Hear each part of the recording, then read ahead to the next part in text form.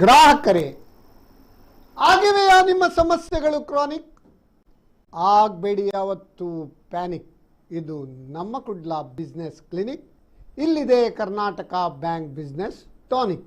ನಾನು CASS ನಾಯಕ್.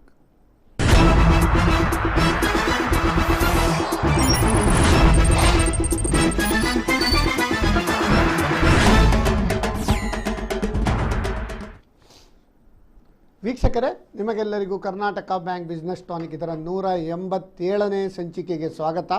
ಇಂದಿನ ವಿಷಯ India's road map towards $5 trillion economy.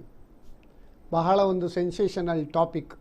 ಯಾಕಂದರೆ ಕಳೆದ ಒಂದು 3-4 ವರ್ಷಗಳಿಂದ ನಮ್ಮ ಪ್ರಧಾನಮಂತ್ರಿ ಮೋದಿಜಿಯವರು ನಮ್ಮ ಒಂದು ಭಾರತದ ಕನಸು ಆದಷ್ಟು ಬೇಗ India to become $5 trillion economy in the world ಅನ್ನೋ ಒಂದು ಕನಸನ್ನು ಕಂಡಿದ್ದಾರೆ.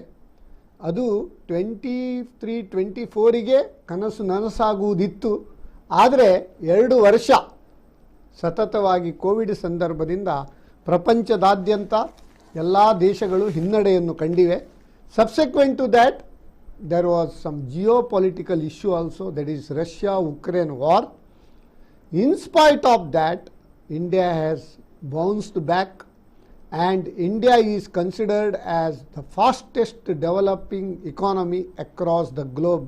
It is witnessed by all of us, and it is announced by IMF also. So in this situation, we need to discuss about what is the roadmap towards achieving $5 trillion economy, and when this $5 trillion economy can be achieved. To discuss about this topic, we have 2 economic experts and financial experts today. CADB Mehta, we all know CADB Mehta is an economic expert. He is a chartered accountant. He is a lawyer. Then he is a IRS, and he is vice chairman of CREDE Karnataka state also, and he is proficient in budget, taxation matters, stock markets, economy, and real estate sectors. CADB Mehta, you are most welcome to this. Thank you so much. Today we have one more guest, Dr. Chandrakant Bhatt. We all know him. Dr. Chandrakant Bhatt is investment consultant as well as financial planner. He is having his headquarters in Dubai, and he has his popular YouTube channel, NRI Money Clinic, most popular amongst this NRI community, and he has lot of awards and accolades to his credit. So we already know him. Dr. Chandrakant Bhatt, you are also welcome to this show. Namaskar. Today we have this week we have many accomplishments and many festivities also. We would like to start with the Navaratri festival. 26ನೇ September Navaratri ಪ್ರಾರಂಭವಾಗಿದೆ. ಈ ನವರಾತ್ರಿ 9 ದಿನಗಳ ಕಾಲ ವಿಜೃಂಭಣೆಯಿಂದ ನಾವು ಆಚರಿಸ್ತೇವೆ. ಈ 10ನೇ ದಿನ ವಿಜಯದಶಮಿ, ಅದನ್ನು ಕೂಡ ಒಂದು ನಮ್ಮ ದೇಶದಾದ್ಯಂತ ಜಗತ್ತಿನಾದ್ಯಂತ ವಿಜೃಂಭಣೆಯಿಂದ ಆಚರಿಸುವ ಒಂದು ಹಬ್ಬ ಅಂದರೆ ನವರಾತ್ರಿ ಹಾಗೂ ವಿಜಯದಶಮಿ ಅಂತ ಹೇಳಲಿಕ್ಕೆ ಬಹಳ ಒಂದು ಸಂತೋಷ ಆಗ್ತದೆ. ಈ ಸಂದರ್ಭದಲ್ಲಿ ನಾವು ಪ್ರಪ್ರಥಮವಾಗಿ ನಮ್ಮ ದಿವ್ಯಾ ದಿನೇಶ್ ಪೈ ಅವರು ಹಾಡಿದ ಜಯ ಶಾರದೆ ಭಾಗ್ಯೇಶ್ವರಿ ಆ ಒಂದು ದೇವಿ ಸ್ತುತಿ ಮುಖಾಂತರ ನಮ್ಮ ಕಾರ್ಯಕ್ರಮ ಪ್ರಾರಂಭಿಸಿ ನಾವು ಅದನ್ನು ಮುಂದುವರಿಸ್ತಾ ಇದ್ದೀವಿ.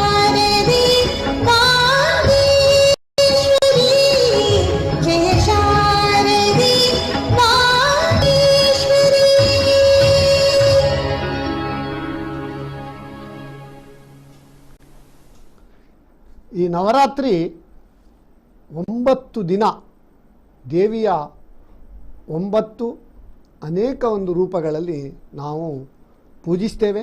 ಹಾಗೆ 10ನೇ ದಿನ ವಿಜಯದಶಮಿಯನ್ನು ವಿಜೃಂಭಣೆಯಿಂದ ಆಚರಿಸ್ತೇವೆ. ಈ 9 ದಿನ ದೇವಿಯ ಒಂದು ಬೇರೆ ಬೇರೆ ಒಂದು ರೂಪದಲ್ಲಿ ಪೂಜಿಸುವುದು ಹೇಗೆ ಅಂತ. ಪ್ರಥಮ ದಿನ, first day of Navaratri, Maa Shailaputri in white dress. So white denotes purity, innocence, peace and calmness, ಶ್ವೇತವರ್ಣ ಅಂತ ಹೇಳ್ತೇವೆ. ಅದೇ ರೀತಿ ನವರಾತ್ರಿ 2ನೇ ದಿನ ಬ್ರಹ್ಮಚಾರಿಣಿ. ಬ್ರಹ್ಮಚಾರಿಣಿ ಅವರು ಕೆಂಪು ವಸ್ತ್ರ, it symbolises passion and love. 3ನೇ ನವರಾತ್ರಿಯಂದು ಚಂದ್ರಘಂಟ ಅಂದರೆ ರಾಯಲ್ ಬ್ಲೂ ಡ್ರೆಸ್ನಲ್ಲಿ ದೇವಿಯನ್ನು ಶೃಂಗಾರ ಮಾಡ್ತೇವೆ. ಈ royal blue dress it symbolises richness and serenity. ಅದೇ ರೀತಿ 4ನೇ ನವರಾತ್ರಿ ಮಾ ಕೂಷ್ಮಾಂಡ ಯೆಲ್ಲೋ ಡ್ರೆಸ್. ಈ ಹಳದಿ ಕಲರ್ ಅಥವಾ yellow dress it signifies joy and happiness. Today our DB Mehta sir is with the yellow dress, that's why he is with more joy also, our but also. Then Navaratri 5ನೇ ದಿನ ಮಾ Skandamata green dress ಅಂದರೆ ಹಸಿರು ಡ್ರೆಸ್ನಲ್ಲಿ ರಾರಾಜಿಸುತ್ತಾಳೆ. ಆ ಹಸಿರು dress it symbolises growth, nature and energy. ಅದೇ ರೀತಿ 6th day Katyayini grey ಅಂದರೆ ಬೂದು ಬಣ್ಣ. ಈ ಬೂದು ಬಣ್ಣ ಇಟ್ ರೆಪ್ರೆಸೆಂಟ್ಸ್ ಬ್ಯಾಲೆನ್ಸ್ಡ್ ಇಮೋಷನ್ಸ್ ಅಂತ ಹೇಳ್ತೇವೆ ನಾವು. ಅದೇ ರೀತಿ 7ನೇ ದಿನ ನವರಾತ್ರಿ ಕಾಳರಾತ್ರಿ ಆರೆಂಜ್ ಕಲರ್. ಇವತ್ತು ಆರೆಂಜ್ ಕಲರ್ನಲ್ಲಿ ದೇವಿ ರಾರಾಜಿಸ್ತಾಳೆ. ಆದ್ದರಿಂದ ಈ orange colour it represents balanced emotions also. ಅದೇ ರೀತಿ ಮಹಾಗೌರಿ 8ನೇ ದಿನ ದುರ್ಗಾಷ್ಟಮಿ ಅಂತ ಕೂಡ ಹೇಳ್ತೇವೆ. ಆ ದಿನ Mahagauri she is in peacock green it signifies colour of compassion, colour of freshness, uniqueness of individuality ಅಂತ ಹೇಳ್ತೇವೆ. ಅದೇ ರೀತಿ 9ನೇ ದಿನ ಏನು ಹೇಳ್ತೇವೆ, ಸಿದ್ಧಿದಾತ್ರಿ ಮಹಾನವರಾತ್ರಿ, ಆಯುಧ ಪೂಜೆ. ಎಲ್ಲ ನಮ್ಮ ಇಂಡಸ್ಟ್ರಿಯವರೆಲ್ಲ ಆಯುಧ ಪೂಜೆ ಮಾಡೋದು ಕೂಡ ಈ ಒಂದು 9ನೇ ದಿನ ನವರಾತ್ರಿಯ 9ನೇ ದಿನ ಅಂತ ಹೇಳ್ತೇವೆ. ಸಿದ್ಧಿದಾತ್ರಿ ಅಂದರೆ ಅವಳು ನಮ್ಮ ಎಲ್ಲ ಸಕಲ ಇಷ್ಟ ಸಿದ್ಧಿಯನ್ನು ಅನುಗ್ರಹಿಸುವಳು. ಪಿಂಕ್ ಕಲರ್ ಆ ದಿನ, pink colour it stands for kindness, harmony and affection. ಅದೇ ರೀತಿ 10ನೇ ದಿನ ಇದು ನಮ್ಮ ಒಂದು ವಿಜಯದಶಮಿ. ಬಹಳ ಒಂದು ವಿಜೃಂಭಣೆಯಿಂದ ನಮ್ಮ ದೇಶದಾದ್ಯಂತ, ಪ್ರಪಂಚದಾದ್ಯಂತ ನಾವು ಆಚರಿಸ್ತೇವೆ. ಈ ವಿಜಯದಶಮಿ ದಿನ ಈ ಏನು ಹೇಳ್ತಾರೆ, ದುಷ್ಟ ಸಂಹಾರ ಆ ಒಂದು ಕೈಗೊಂಡ ದಿನ. ದೇವಿಯು ಮಹಿಷಾಸುರ ಮರ್ದಿನಿ ಅಂತ ಹೇಳ್ತೇವೆ. ಅದೇ ರೀತಿ ರಾಮನು ರಾವಣನನ್ನು ವಧಿಸಿದ ಕೂಡ ದಿನ ಅದೇ ದಿನ ಅಂತ ಹೇಳ್ತೇವೆ. ಅದಕ್ಕೆ ಒಂದು ನಾವು ಇದು ರಾವಣನ ಒಂದು 10 ತಲೆಯನ್ನು ಕೂಡ ಒಂದು ಪ್ರದರ್ಶಿಸಿ ಅದನ್ನೊಂದು ಸುಡುವ ಕಾರ್ಯಕ್ರಮ ಕೂಡ ಎಲ್ಲ ಕಡೆಯಲ್ಲಿ ಮಾಡ್ತಾ ಇದ್ದೇವೆ. ಈ ದೇವಿ ಜಗನ್ಮಾತೆ ನಮ್ಮೆಲ್ಲರಿಗೂ ಒಂದು ಶುಭವನ್ನು ಕರುಣಿಸಲಿ ಅಂತ ಹೇಳ್ತಾ ನಮ್ಮ ಕಾರ್ಯಕ್ರಮ ಮುಂದುವರಿಸ್ತಾ ಇದ್ದೇವೆ. ಅದರ ಮುಂಚೆ ನಮ್ಮೆಲ್ಲರಿಗೂ ತಿಳಿದಿರುವಂತೆ 29th September was world heart day. ಬಹಳ ಒಂದು ನಾವು ಹೆಚ್ಚಿನ ಒಂದು ಮುತುವರ್ಜಿ ವಹಿಸುವಂತಹ ಒಂದು ವರ್ಲ್ಡ್ ಹಾರ್ಟ್ ಡೇ. ಯಾಕಂದರೆ ಹಾರ್ಟ್ ಅನ್ನೋದು ಯಾವುದೇ ಒಂದು ಸೆಕೆಂಡು ಕೂಡ ನಿಂತರೆ ನಮ್ಮ ಇಡೀ ಜೀವದ ನಿಂತ ಹಾಗೆ. ಆದ್ದರಿಂದ ನಾವು ಯಾವ ರೀತಿ ನಮ್ಮ ಹೃದಯದ ಆರೋಗ್ಯವನ್ನು ಕಾಪಾಡ್ಬೋದು, what are the dos, what are the don'ts, ಅದನ್ನು ಕೂಡ ನಾವು ಸ್ಲೈಡ್ಸಲ್ಲಿ ಹಾಕಿದ್ದೇವೆ. ಮತ್ತು ಈ ಎಲ್ಲ ಕಾಯಿಲೆಗಳಿಗೆ ಈ ಶುಗರ್ ಇರ್ಬೋದು ಅಥವಾ BP ಇರ್ಬೋದು, ಅದಕ್ಕೆ ಪೂರಕವಾಗಿ ಹೃದಯ ಕಾಯಿಲೆ ಕೂಡ ಇರ್ತದೆ. ಆದ್ದರಿಂದ ಹೃದಯದ ಆರೋಗ್ಯವನ್ನು ಅತ್ಯಂತ ಉತ್ತಮವಾಗಿ ಕಾಪಾಡುವುದು ನಮ್ಮ ಒಂದು ಕರ್ತವ್ಯ. ಆಗಾಗ ನಾವು ಹೆಲ್ತ್ ಚೆಕಪ್ ಮಾಡ್ತಾ ಇರಬೇಕು. ಮತ್ತು ನಮ್ಮ ನುರಿತ ವೈದ್ಯರ ಹತ್ರ ಒಂದು ಏನು ಹೇಳ್ತಾರೆ, ಒಂದು ಅಡ್ವೈಸ್ ಪಡೆದು ನಮ್ಮ ಒಂದು ಆರೋಗ್ಯವನ್ನು ಕಾಪಾಡಬೇಕಂತ ಎಲ್ಲ ವೀಕ್ಷಕರಿಗೆ ಈ ವರ್ಲ್ಡ್ ಹಾರ್ಟ್ ಡೇ ಪ್ರಯುಕ್ತ ನಾನು ವಿನಂತಿ ಮಾಡ್ತಾ ಇದ್ದೇನೆ. ಇಂದು ಅಕ್ಟೋಬರ್ 2, ಅಕ್ಟೋಬರ್ 2 ಅಂದ ಕೂಡಲೇ ಎಲ್ಲರಿಗೂ ತಿಳಿದ ವಿಷಯ, ಮಹಾತ್ಮ ಗಾಂಧೀಜಿ, ನಮ್ಮ ರಾಷ್ಟ್ರಪಿತ ಮಹಾತ್ಮ ಗಾಂಧೀಜಿ ಅವರ ಒಂದು ಜನ್ಮದಿನ ಅಂತ ಹೇಳಲಿಕ್ಕೆ ಬಹಳ ಒಂದು ಹೆಮ್ಮೆ ಆಗ್ತದೆ. ನಮ್ಮ ದೇಶ ಒಂದು ಭಾರತ ಸ್ವತಂತ್ರ ಭಾರತವಾಗಿ ಮಾರ್ಪಾಡಲಿಕ್ಕೆ 1947ರಲ್ಲಿ ಸ್ವಾತಂತ್ರ್ಯ ಸಿಕ್ಕಲಿಕ್ಕೆ ಮಹಾತ್ಮ ಗಾಂಧಿಯವರ ಒಂದು ಅನನ್ಯ ಒಂದು ಕೊಡುಗೆ, ಅವರ ಪರಿಶ್ರಮ, ಅವರ ಒಂದು ಏನು ಹೇಳ್ತಾರೆ ಅಹಿಂಸಾ ಹಿ ಪರಮೋ ಧರ್ಮ ಅಂತೇಳಿ, ಅಹಿಂಸಾ ಮಾರ್ಗದಲ್ಲಿ ಕೂಡ ಯಾರಾದರೂ ಅವರ ಗುರಿಯನ್ನು ಸಾಧಿಸಲಿಕ್ಕೆ ಸಾಧ್ಯ ಉಂಟು ಅಂತ ತೋರಿಸಿಕೊಟ್ಟವರು ನಮ್ಮ ವಿಶ್ವ ನಾಯಕರಾದ ನಮ್ಮ ರಾಷ್ಟ್ರಪಿತ ಮಹಾತ್ಮ ಗಾಂಧೀಜಿ ಅಂತ ಹೇಳಲಿಕ್ಕೆ ಕೂಡ ಬಹಳ ಒಂದು ಹೆಮ್ಮೆ ಆಗ್ತದೆ. ಅದೇ ರೀತಿ ಇಂದು ನಮ್ಮ ದೇಶದ 2ನೇ ಪ್ರಧಾನಿ ಲಾಲ್ ಬಹದ್ದೂರ್ ಶಾಸ್ತ್ರಿ ಅವರದ್ದು ಕೂಡ ಜನ್ಮ ದಿನಾಚರಣೆ. ನಾವು ಇಂದು ಈ ಮಹಾತ್ಮ ಗಾಂಧಿಯವರದು ಹಾಗೂ ಲಾಲ್ ಬಹದ್ದೂರ್ ಶಾಸ್ತ್ರಿ ಇರುವರ ಒಂದು ಜನ್ಮ ದಿನಾಚರಣೆಯನ್ನು ಇವತ್ತು ನಾವು ಆಚರಿಸ್ತಾ ಇದ್ದೇವೆ. ಲಾಲ್ ಬಹದ್ದೂರ್ ಶಾಸ್ತ್ರಿಯವರದು ಜೈ ಜವಾನ್ ಜೈ ಕಿಸಾನ್ ಎನ್ನುವ ಒಂದು ಘೋಷಣೆಯೊಂದಿಗೆ ನಮ್ಮ ದೇಶದ ಒಂದು ಸಬಲತೆ, ಸೈನಿಕರಲ್ಲಿ ಉತ್ಸಾಹ, ಅದೇ ರೀತಿ ನಮ್ಮ ರೈತರಲ್ಲಿ ಕೂಡ ಒಂದು ಫುಡ್ ಪ್ರೊಡಕ್ಷನಿಗೆ ಉತ್ಸಾಹ ತುಂಬಿದ ಒಬ್ಬ ನಾಯಕ ಇದ್ದರೆ ಲಾಲ್ ಬಹದ್ದೂರ್ ಶಾಸ್ತ್ರಿ ಅಂತ ಹೇಳಲಿಕ್ಕೆ ಭಾಳ ಹೆಮ್ಮೆ ಆಗ್ತದೆ. ನಮ್ಮ ದೇಶದ ಅತಿ ಕ್ಲಿಷ್ಟಕರ ಸನ್ನಿವೇಶದಲ್ಲಿ ವರ್ಲ್ಡ್ ವಾರ್ ಆಗಿರುವಾಗ ನಮ್ಮ ದೇಶವನ್ನು ಮುನ್ನಡೆಸಿದಂಥ ಒಂದು ಮಹಾತ್ಮ ಲೀಡರ್ ಭಾರತ ರತ್ನ ಲಾಲ್ ಬಹದ್ದೂರ್ ಶಾಸ್ತ್ರಿ ಅಂತ ಹೇಳಲಿಕ್ಕೆ ಹೆಮ್ಮೆ ಆಗ್ತದೆ. ಇಂದು ನಾವು ನಮ್ಮ ರಾಷ್ಟ್ರಪಿತ ಮಹಾತ್ಮ ಗಾಂಧಿಯವರನ್ನು ಹಾಗೂ ನಮ್ಮ ಭಾರತ ರತ್ನ ಲಾಲ್ ಬಹದ್ದೂರ್ ಶಾಸ್ತ್ರಿ ಇರುವರನ್ನು ನಾವು ವಂದಿಸೋಣ, ಗೌರವಿಸೋಣ ಹಾಗೂ ನಮ್ಮ ಅವರ ಇರುವರು ಪೂಜ್ಯರನ್ನು ಈ ಸಂದರ್ಭದಲ್ಲಿ ಸ್ಮರಿಸಿಕೊಳ್ತಾ ಈ ಕಾರ್ಯಕ್ರಮವನ್ನು ನಾವು ಮುಂದುವರಿಸ್ತಾ ಇದ್ದೇವೆ. ಇಂದಿನ ಈ ಕಾರ್ಯಕ್ರಮ India's road map towards $5 trillion economy. See, already now that is a good news. India has already recently overtaken UK. India was considered as 6th largest economy in the world, but recent past we have overtaken UK. Now India has become 5th largest economy in the world. Now country wise 2021, if you see the economy, size of the economy and per capita, if you see, USA stands first. It is having around $23 trillion economy. That is the biggest economy in the world. ಅದಕ್ಕೆ ಹೇಳುವುದು ನಮ್ಮ ದೇಶದ ದೊಡ್ಡಣ್ಣ ಅಂತೇಳಿ. ದೊಡ್ಡಣ್ಣ ನಿಜವಾಗಿಯೇ $23 economy in the world. Per capita income per person $69,288, around $70,000 ಅಂದರೆ 56 ಲಕ್ಷ. 70,000 ಅಂದರೆ $70,000 correct. So that is the income, per capita income. China, it is the stands in spite of its highest population across the globe, even in economy size wise also around $18 trillion economy, that is $17.73 trillion economy. Per capita $12,556. Japan, it stands 3rd largest economy in the world, that is around $50 trillion economy, that is 4.9 that is $5 trillion economy. Per capita income $39,285.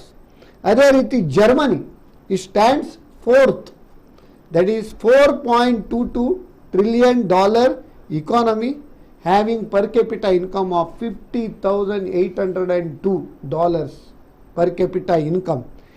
India, it has recently crossed $3.3 trillion. It was $3.17 trillion by 2021. Now $3.3 trillion economy, but our per capita is only $2,277 because of our overpopulation. Then UK is just now $3.18 trillion.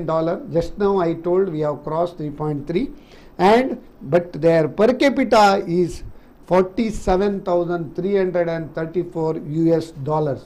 France, that is 2.93 trillion dollar economy, $43,519 is per capita income. So with this small note, I would like to continue the discussion today. Now, as I already told, India is the 5th largest economy in the world. Days are not far. If we strive hard, we can become 3rd largest economy in the world. So now recently on 30th September there was a monetary policy committee. In that our Governor Shaktikant Das announced GDP growth rate forecast of India has been reduced from 7.2% to 7% for fiscal year 22-23. So with this small note, we would like to continue this program. Now, DB Mehta. So $5 trillion economy. This is our dream. It is not a dream, it is a goal. Okay. So now $3.3 trillion economy is our size. At this pace of growth, how many years it will take to achieve $5 trillion economy? Can you just elaborate? Yeah, let me start with wishing all the viewers on the occasion of Gandhi Jayanti and the birthday of Lal Bahadur Shastri ji. Also, we are celebrating Navratri festivals during this week. So, for everyone, wishing a very happy Navratri and a very happy Dashera. As Mahatma Gandhi said, the world has enough resources for everyone's need, but not for everyone's greed. Economic cycles are nothing but balancing out the necessary supply of needs and the overaction on greed. When greed takes over, excesses happen, a lot of inflation happens, fiscal deficit happens, and then the balancing act starts. So in short, what Mahatma Gandhi ji said, 75 years back is relevant even today. How do we balance between need and greed?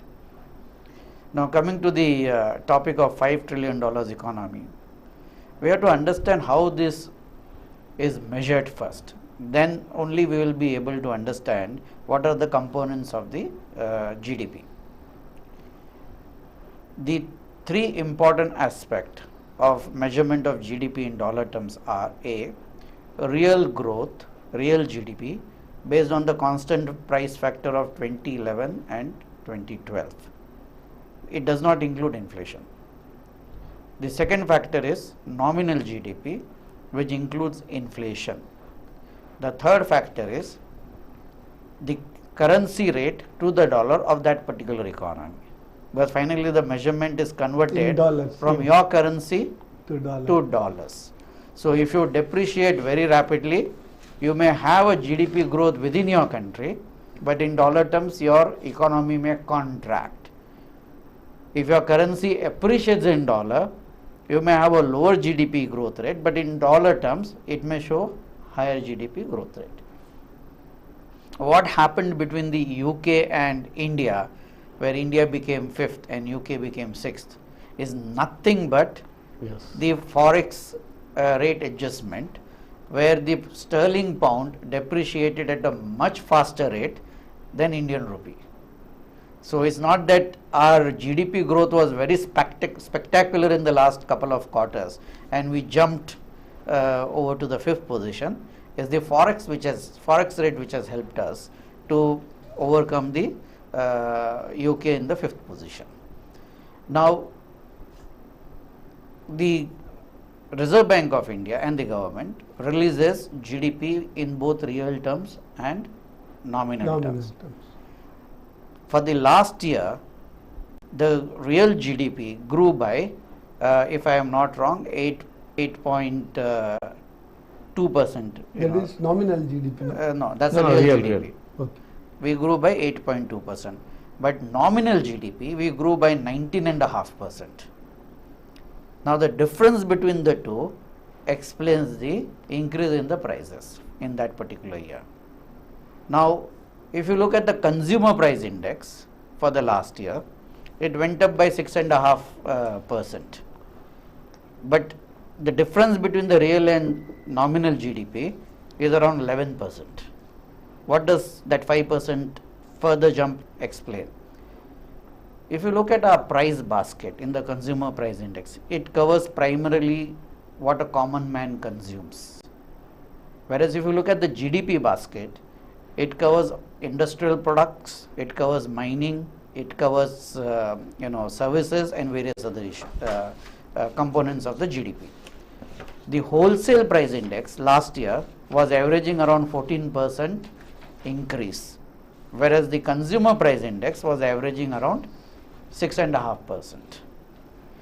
In the overall GDP factor, 60% is the products that we consume and 40% are the industrial and infrastructure products. Whereas in industrial and infrastructure products, the wholesale price index is applicable, and in consumer price index, consumer price is a retail price index applicable. So the combination of two has brought in additional 11% growth when we calculate the nominal GDP.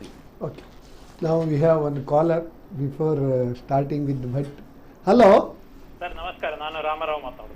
ರಾಮರಾಯರಿಗೆ Navratri ಹಬ್ಬದ ಶುಭಾಶಯಗಳು, ಗಾಂಧಿ ಜಯಂತಿಯ ಶುಭಾಶಯಗಳು, ಲಾಲ್ ಬಹದ್ದೂರ್ ಶಾಸ್ತ್ರಿಯವರ ಜಯಂತಿಯ ಶುಭಾಶಯಗಳು, world heart day ಅದರ ಬಗ್ಗೆ ಕೂಡ ಶುಭಾಶಯಗಳು. ಆಯ್ತು ಸರ್, ಧನ್ಯವಾದಗಳು. ತಮಗೆಲ್ಲ ಕೂಡ ಅದರ ಶುಭಾಶಯಗಳು. ನನ್ನ ಪ್ರಶ್ನೆ ಇಂಗ್ಲಿಷ್ ಕೇಳ್ತೇನೆ. ಮುಖ್ಯ ಅತಿಥಿಗಳಿಗೆಲ್ಲ ನಮಸ್ಕಾರ. I would like to analyse with the help of SWOT analysis. SWOT analysis means S means strength, W means weakness, O means opportunity, T means threat. Now the strength is we have got a democratic system is working well. There is a stable government at the center. 5G inauguration by our beloved Prime Minister Shri Narendra Modi ji. Huge stock of gold coins and ornaments with the Reserve Bank of India in temples and with rich people. Defense forces like police, army, navy, air force are doing good job. India is a vast country and percentage of youngsters in population is good. Lot of scope for agricultural activities. Collection of GST amount is on the increasing trend. Regarding weaknesses, now $1 is equal to around rupees 81. Weakening of rupee will make import of oil, edible oil and other commodities more expensive. Even after 4 decades, Garibi Hatao slogan still remains. Unemployment problem, inflation, increasing population, corrupt politicians and government staff. Natural calamities like flood, earthquake and road accidents. Social media like TV and newspapers are highlighting Rasta Roko, violence, arguments of politicians, robbery, murders, sexual sins, etc. Instead of good and educative programs like Adhyatma and Karnataka Bank Business Tonic in Namakudla. Next, merger of banks and privatization of IDBI Bank, etc. leads to confusion for common man. Coming to opportunity, the sky is the limit. Job opportunity is there for skilled and youngsters in India and abroad. Good scope for export items. Coming to the threat, Russia-Ukraine war is still continuing. Iran is burning. Cost of oil, diesel and gas will become still costlier. Indo-Pak, India-China war may take place at any time. Sri Lanka and Nepal may support China. There should have been 1 or 2 strong opposition parties like in USA and UK. No doubt banks are supporting business people, but rate of interest on bank loans and NPA are increasing. Sir, today being Mahatma Gandhi birthday, I am of the opinion that we can achieve $5 trillion in economy by 2024-25 and will have Rama Rajya. Thank you, sir. Okay, ಈಗ ರಾಮರಾಯರಿಂದ ರಾಮರಾಜ್ಯದ ಒಂದು ಕನಸು ಬಂದದ್ರಿಂದ ಬಹಳ ಒಂದು ಸಂತೋಷ ಆಯಿತು. ಈಗ ಅಯೋಧ್ಯೆಯಲ್ಲಿ ರಾಮ ಮಂದಿರ ಕೂಡ ನೆಕ್ಸ್ಟ್ ಇಯರ್ ಆಗ್ತದೆ. ಆವಾಗ ನಾವು ರಾಮರಾಜ್ಯದ ಕನಸನ್ನು ಕಾಣುವ. ಇವರ ಎಲ್ಲ ಪ್ರಶ್ನೆಗಳ ಸುರುಮಳಿಗೆ ನಮ್ಮ ಇಡೀ ಒಂದು ಕಾರ್ಯಕ್ರಮದಲ್ಲಿ ನಾವು ಆನ್ಸರ್ ಕೊಡ್ತಾ ಬರೋಣ. ಅದರ ಮುಂಚೆ ಇನ್ನೊಬ್ಬರು ವೀಕ್ಷಕರು ಕೂಡ ಇದ್ದಾರೆ. ಹಲೋ ಹಲೋ, ಕರೆ ಕಟ್ಟಾಗಿರಬೇಕು. ವೀಕ್ಷಕರೇ, ನೀವು ಯಾವುದಾದ್ರೂ ಕರೆ ಮಾಡಿದರೆ ಒಮ್ಮೆ ಮಾತಾಡುವವರೆಗೆ ಸ್ವಲ್ಪ ಹೋಲ್ಡ್ ಮಾಡಬೇಕಾಗ್ತದಂತ ನಾವು ಹೇಳ್ತೇವೆ. ನಾವು our doctor Chandrakant Bhat, present situation, inflationary situation across the globe. When compared to other nations, we are in better position. Why it is so? When compared to our Doddanna USA or Europe or any other countries, of course, let us not compare with the other nations which are in deep trouble. So when compared to these countries also, we are in better position. Why? And whether it can be sustained. The present inflation, ನಿಮಗೆ ಗೊತ್ತಿರ್ಬೋದು, for a long period of time, US was trying to kick up even a 2% inflation. The central bank of US was telling our target is to touch 2%. Now suddenly they realize that the inflation is 9% and it is becoming sticky. What is the root cause? The root cause is very simple. The US and the developed countries, they printed a hell of a lot of money and pumped in just to cover this pandemic related problem. So they just started putting money into the accounts of the individual persons. So instead of individual persons doing anything, they started buying the assets now. Now you see what happened in the US stock market. The real GDP of US is not growing to such an extent, whereas the US markets moved up so much high. The result was, it is only because of the wealth effect which has been created by the pumped in money. So you have printed currency without the creation of goods and services along with that. That is the root cause of this particular problem. Now what is that the US is doing? They said quantitative easing in 2007-8 during that particular Lehman Brothers time. They had to make sure that the institutions will not collapse. They brought in the quantitative easing. They started buying the bonds. Now came the pandemic and they started doing all these things. If you plot the graph of US real GDP growth versus the wealth effect and keep the amount of money which is printed, it is said that for every dollar which has been pumped into the economy, literally 0.9% is showing as a wealth effect. This is all the root cause of inflation. Now US knows just by increasing the interest rate, it cannot control the inflation. That's not possible. That is one of the solutions.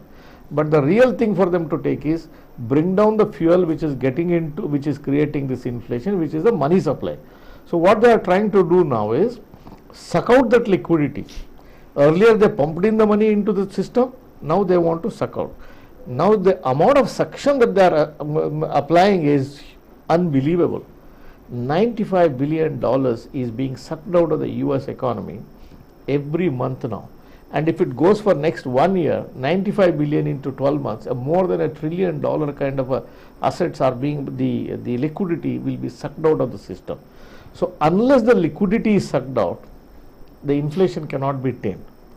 Whereas in case of India, the pandemic response was something slightly different. So you created an infrastructure, you invested in asset creations. That is where the money was used properly. It is not that the money was sent into somebody's individual accounts. That is why probably for the first time in the history, India has a lesser inflation and the developed world has a higher inflation. Okay, we have one more caller now. Hello. Hello, ನಮಸ್ಕಾರ.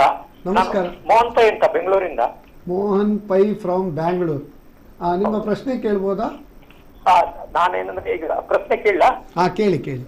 Okay, ಈಗ ಏನಂದ್ರೆ $5 trillion ನಾವು ಇನ್ನೂ ಜಾಸ್ತಿ grow ಮಾಡಬಹುದು. ಯಾಕಂದ್ರೆ ನಮ್ಮ ಏಮನ್ನ first of all, I am not any political leaders ಗಳು ಫ್ರೀ ಬೀಸ್ ಕೊಡೋದನ್ನ ನಿಲ್ಸ್ಬೇಕು. ನಾವು ಫ್ರೀ ಕರೆಂಟ್ ಕೊಡ್ತೀವಿ, ಫ್ರೀ ಅದು ಕೊಡ್ತೀವಿ, ಇದು ಕೊಡ್ತೀವಿ, ನಮ್ಮ ಟ್ಯಾಕ್ಸ್ ಇಂದ ಹೋಗೋದು ಅದು it will effect the $1 trillion economy. First point. Second, subsidy ಕೊಡ್ಬೇಕಿಲ್ಲ ಅನ್ನಲ್ಲ ನಾನು, but it is too much. ಆಮೇಲೆ ವೋಟ್ಗೋಸ್ಕರ ಯಾವುದೇ ಪಾರ್ಟಿ ಇರ್ಲಿ ₹1 ಅಕ್ಕಿ ಕೊಡೋದು ಅದೆಲ್ಲ ತಪ್ಪು. ಜನರಿಗೆ ನಾವು ಇನ್ನೂ ಸೋಂಬೇರಿಗಳಾಗಿ ಮಾಡ್ತೀವಿ. ಅವರು ಹಾರ್ಡ್ ವರ್ಕ್ ಮಾಡ್ಬೇಕು. ಈಗ ಓಕೆ, ವಯಸ್ಸಾಗಿದೆ, ಅವ್ರಿಗೆ ಯಾರು ಇಲ್ಲ, ಅದನ್ನ ನೋಡಿ ಗವರ್ಮೆಂಟ್ ಅವ್ರಿಗೆ ಕೊಡ್ಲಿ, ಪರವಾಗಿಲ್ಲ. ಇಲ್ಲಿ ಏನಾಗಿದೆ, ಒಬ್ರು ಮನೆ 8 ಜನ ಇರ್ತಾರೆ, 8 ಜನ ಕೆಲಸ ಮಾಡ್ತಾರೆ, 50-60 ಕೆಜಿ ಅಕ್ಕಿ ತಗೊಂಡು ಹೋಗ್ತಾರೆ, ಆಮೇಲೆ ಅಂಗಡಿಗೆ ಮಾರ್ತಾರೆ. It will effect the economy. ನಾನು ಹೇಳೋದು ಅದನ್ನೆಲ್ಲ ಕಟ್ ಮಾಡಿದ್ರೆ ವಿ ಕ್ಯಾನ್ ರೀಚ್ ಈಸಿಲಿ. ಆಮೇಲೆ ಆದಷ್ಟು ನಾವು ಎಕ್ಸ್ಪೋರ್ಟ್ ಮಾಡಬೇಕು. ಇಂಪೋರ್ಟ್ ಮಾಡ್ತೀವಿ, ಎಕ್ಸ್ಪೋರ್ಟ್ ಟಾರ್ಗೆಟ್ ಈಗ ಮಾಡಿದ್ದಾರೆ. ಆದ್ರೂ ಇನ್ನು ಜನ ಸ್ಮಾಲ್ ಇಂಡಸ್ಟ್ರೀಸ್ ಅವರೆಲ್ಲ ಸೇರ್ಕೊಂಡು ಮಾಡ್ಕೊಂಡು ಅದನ್ನ ಮತ್ತೆ ಮತ್ತೆ ಬೇರೆ ಬೇರೆ ದೇಶಕ್ಕೆ, ಈಗ already we are in Britain ಅನ್ನ ಹಿಂದಾಕ್ಬಿಟ್ಟಿದೀವಿ. ಈವನ್ ಬ್ರಿಟನ್ ಆಲ್ಸೋ ಬಾಂಡ್ ಮೇಲೆ ಲೋನ್ ತಗೊಂಡಿದೆ, almost $65 billion. IMF first time in ಹಿಸ್ಟ್ರಿನಲ್ಲಿ ಲೋನ್ ಅಪ್ಲೈ ಮಾಡ್ತಾ ಇದೆ. ಎಲ್ಲಾ ಕಡೆ 10 ಪಾಯಿಂಟ್ ಮೇಲಿದೆ inflation rate. Compare to other country ನಮ್ದು ಒನ್ ಆಫ್ ದ ಬೆಸ್ಟ್. ನೋಡಿ, ಈಗ ಡಾಲರ್ಸ್ ತಗೊಳ್ಳಿ, ಎಲ್ಲ ಗೊತ್ತಿದೆ. ಪಕ್ಕದ ಕಂಟ್ರಿನಲ್ಲಿ 240 ಚಿಲ್ಲರೆ ಆಗಿದೆ, ಇಲ್ಲಿಗ 81 ಹತ್ರ ಇದೆ. ಬಟ್ ಎಕಾನಮಿಗೆ ಕಾಮನ್ ಮ್ಯಾನ್ ಸಹ ಥಿಂಕ್ ಮಾಡಬೇಕು. ನಾವು ಹೇಗೆ ನಮ್ಮ ದೇಶದ್ದೇ ಪ್ರಾಡಕ್ಟ್ ತಗೊಳ್ಳೋಣ, ಆದಷ್ಟು ನಮ್ಮ ಇಲ್ಲಿನ ಲೋಕಲ್ ಅವರಿಗೆ ಸ್ಮಾಲ್ ಇಂಡಸ್ಟ್ರಿಗೆ ಹೆಲ್ಪ್ ಆಗೋ ಹಾಗೆ ಪ್ರಾಡಕ್ಟ್ ತಗೊಳ್ಳೋದು. ಈ ತರ ಮಾಡಿದ್ರೆ ನಮ್ಮ ಎಕಾನಮಿ 8 ಟ್ರಿಲಿಯನ್ ವರೆಗೆ ಹೋಗ್ಬೋದು. ಬಹಳ ಒಂದು ಉತ್ತಮ ಚಿಂತನೆ ಮೋಹನ್ ಪೈ ಅವರೇ. ಅದಕ್ಕೆ ನಮ್ಮ ತಜ್ಞರು ಈಗ ಆನ್ಸರ್ ಕೊಡ್ತಾರೆ. ನೀವು ಹೇಳಿದ್ರಿ ಎಲ್ಲರಿಗೂ ನಮಸ್ಕಾರ. ಸಾರಿ, ಎಲ್ಲಾ ಇಕಾನಮಿ ಕಂಪೇರ್ ಮಾಡಿದ್ರೆ ಇಂಡಿಯಾ ಇಸ್ ಬೆಸ್ಟ್ ಅಂತ ಹೇಳುದು ನೀವು ಅಲ್ವಾ? ಹೌದು. Even Germany first time in history inflation rate has gone 10.2%. Correct. ಆಮೇಲೆ ಅವ್ರು ಎಲ್ಲರಿಗೂ ಡಿಪೆಂಡ್ ಆಗಿದೆ. ಈಗ ನೋಡಿ, ರಷ್ಯಾಗೆ ಸಹ ಅವ್ರು UPI ಪ್ರಾಬ್ಲಮ್ ಮಾಡಿದ್ರು. ನಮ್ಮಲ್ಲಿ ಇದೆ, ನಮ್ಮಲ್ಲಿ ಟೆಕ್ನಾಲಜಿ ಇದೆ, ಜನ ಇದೆ, ಹೈಯೆಸ್ಟ್ ಮಿಡಲ್ ಕ್ಲಾಸ್ ಪಾಪ್ಯುಲೇಷನ್ ಇದೆ, ಎಜುಕೇಶನ್ ಇದೆ. ಆಮೇಲೆ ಗವರ್ಮೆಂಟ್ ಏನಂದ್ರೆ ಓನ್ಲಿ ದೇ ಆರ್ ಟಾರ್ಗೆಟಿಂಗ್ ಒಂದು ಕಾರ್ಪೊರೇಟಿವ್ ಇದ್ ಮಾಡ್ತಾರೆ, ಇನ್ನೊಂದು middle class they are paying the tax. The tax is going waste. 99% ಏನಾಗುತ್ತೆ, ಇವರು ಫ್ರೀ ಏನೇನೋ ಕೊಡ್ತಾರೆ, ಗ್ಯಾಸ್ ಕೊಡೋದು, ಅದು ಕೊಡೋದು, ಯಾವುದೇ ಕೊಡ್ಲಿ, ಬಟ್ ಲಿಮಿಟ್ ಇರಬೇಕು. ಆಯ್ತು. ಈಗ ನೀವು ಹೇಳಿದ್ರಿ ಇಂಡಿಯಾ ಇಸ್ ಬೆಸ್ಟ್ ಅಂತ. ಅದಕ್ಕೆ ಒಂದು ಡೈಲಾಗ್ ಹೇಳ್ತೇವೆ, we should not rest even though we are the best. Once we are the best, we should think what is next. Then only we can go for our reaching this $5 trillion economy. Now our DB method, regarding this freebies, can you just elaborate? See, I will just add one more statement. More than 21 crore what Indian Dr. Chandrakant population, they are Bhatt getting summarized. free ration, You know, BPL. the Western world during pandemic and during all the crisis, they went and addressed the demand side of the economy by pumping in more printed currencies into the system. India, for a change in the COVID pandemic, decided to address the supply side of the economy. And today we are seeing the difference in inflation between the Western world and India. Now, if you understand the GDP, how the GDP is calculated, whatever subsidy we give, including freebies, is deducted from the total productivity and total growth in the economy. More subsidy, it has a negative impact on the GDP. That's point one. Point two, more subsidy means more fiscal deficit, more borrowing. More borrowing means higher inflation. Higher inflation means depreciation of the rupee, higher interest rate. It again has a very vicious cycle of negative impact on our GDP. It is a cascading effect. It has a cascading effect. So, even in one of the earlier programs on Business Tonic, I had mentioned this very clearly. The concentration of the government should be on asset creation. Asset creation has a higher multiplier effect than giving subsidies. There will be also cascading effect on positive side. When you create asset with the same money, you have a cascading effect on the positive side. It will multiply. Your multiplier effect is very high. That's a positive contribution to the GDP. Subsidy is a negative contribution to the GDP. So, instead of giving a fish a day, teach him how to make fishing. How to fish. Okay. Now, this is with regards to the subsidies. Second aspect which he said is import. Now, if you have noticed in this last 12 months, India's import has grown by almost 40%, whereas exports has grown by just around 20%. The current account deficit last month was close to $28 billion in a month. Now, why we have come to this situation? The primary reason is India has appreciated between 8 to 15% against various other global currencies, be it Chinese yuan, be it Japanese yen, be it Korean won, be it European euro, be it UK sterling pound. We have appreciated anywhere between 8 to 14-15%. And because of that depreciation, imports are looking cheaper from these countries, and we are struggling to export to these countries. Whereas India has depreciated only against US dollar and against some of this Gulf economy where we are importing oil. Otherwise, compared to the rest of the world, currency has appreciated. So we have made exporting as a challenge right now and importing something which has become easy. So necessary steps need to be taken by the government to address this. Okay. Now this oil crisis, because of Ukraine and Russia war, oil prices skyrocketed. Of course, India was very intelligent in spite of a lot of threats from these developed countries like US and others, NATO countries. India, without any fear factor, started importing from Russia, that too payment and settlement in rupees. This oil crisis, how it will, whether it will still aggravate or it will mellow down? See, the oil crisis is a perennial problem of India. Namma Ramarayar kelidru, the SWOT analysis of the country. Oil is India's weakness. It is also an opportunity for India also. Now what is happening with oil is there is a multifold strategy which is working, how we can come out of this particular thing. Number one, because your dependence on oil and your dependence on dollar, the first thing that has to be done is how we can decentralize our trade from dollars. Your oil becomes expensive because you are buying through the dollars.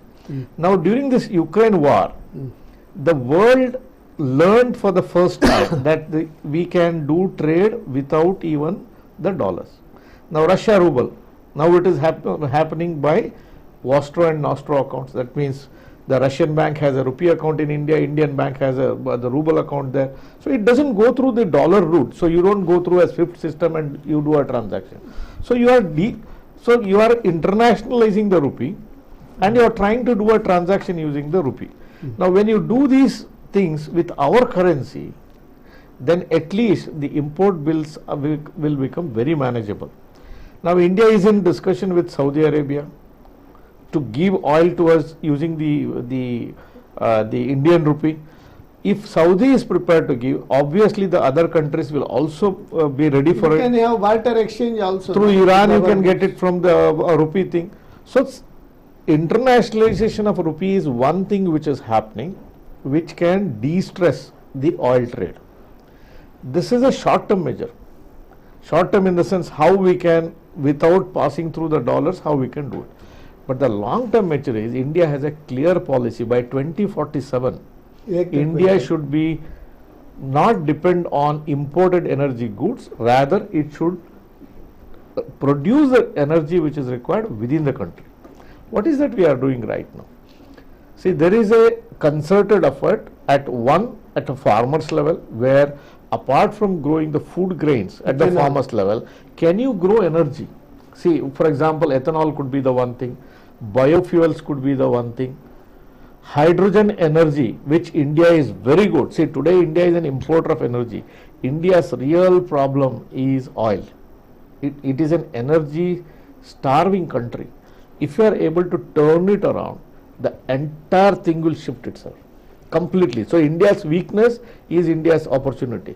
If you listen to Mr. Gadkari's, our transport minister's views on all these things, it's just a matter of time. Hydrogen energy is likely to replace all these things.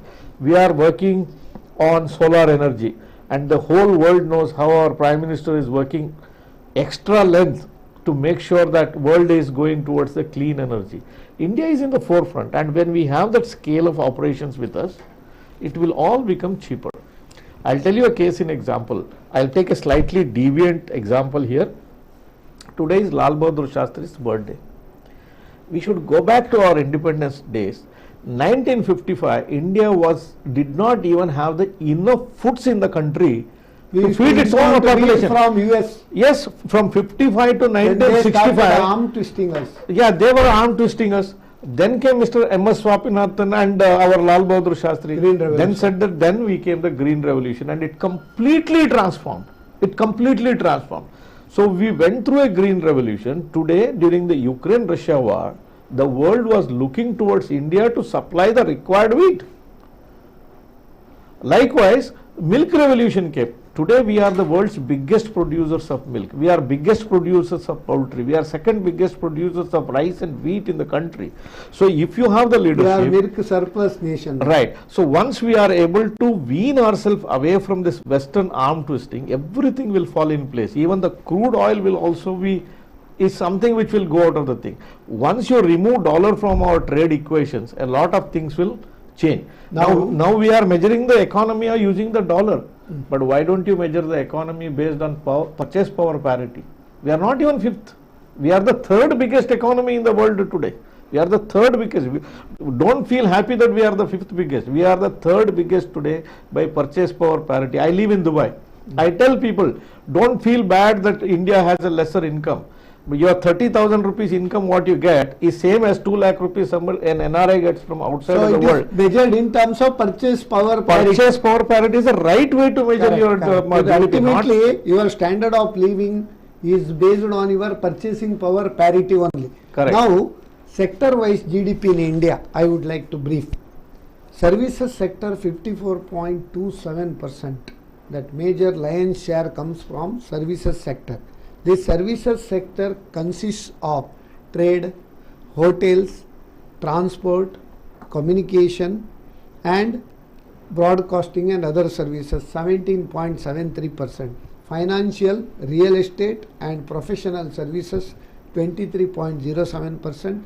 Public administration, defense and other services 13.47%. Whereas agriculture, forestry and fishing 16.38%.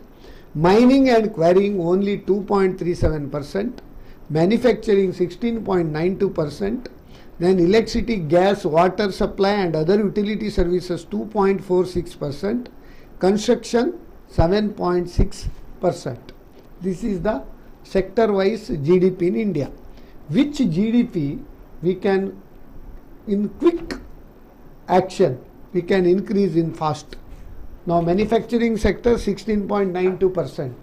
Now because of PLI scheme, can't we have faster and increase in this manufacturing and mining and quarrying also? Now during COVID time lot of new policies have been introduced also. What is your view about it? See, the fastest way to improve GDP is by improving productivity.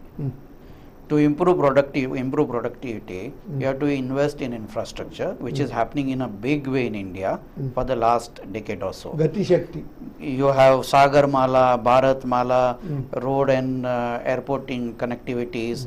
You Parvat have- Mala yeah, for all, tourism. because finally your GVA, that is gross value addition, and it calculates the turnaround time from sourcing the raw material to reaching it to the consumer or to export. If that time, that wastage, those costs are reduced, like India spends almost 12% of its GDP in just reaching the products to the consumer. Globally, that cost is only 6%. This is almost double. Yeah, so we can add 6% straight away to our GDP annually just by investing. Then our in this. export competitiveness also will enhance. Also enhances. The second aspect to improve the GDP very quickly is agriculture sector. We have 50% of population working in the agriculture sector, contributing only 16 to 17% to the GDP. Government of India tried to bring in farm laws. Unfortunately, those had to be withdrawn for various political reasons. Unless and until we are able to reform our agriculture sector, we are not going to be in a position to increase productivity in farm sector and increase the income of the farmers. These are the very, very quick ways to improve.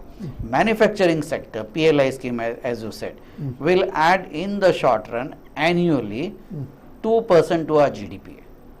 That's also not a small amount, and it can create employment close to around 6 to 7 million jobs. So PLI scheme will also definitely add, but PLI scheme may not be able to have that kind of sustainable incremental GDP year after year. It may be just for the first 10 years. After that, what? How to boost export? See, because we are now starving for current account deficit. To make good that and to reduce the current account deficit, we need to make less import and more export. Now, how to increase this boost export? See, export boosting is finally on, one is quality, second thing pricing of your goods, third is your logistical capabilities, which means finally we come back to the same infrastructure level, then keeping your cost of the money which is lower, economies of scale, that is what is required.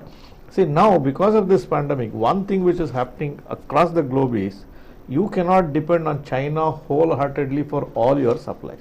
So there should be one another supplier for whatever the raw materials or finished goods to the rest of the world. So the concept which is making rounds right now is China plus one.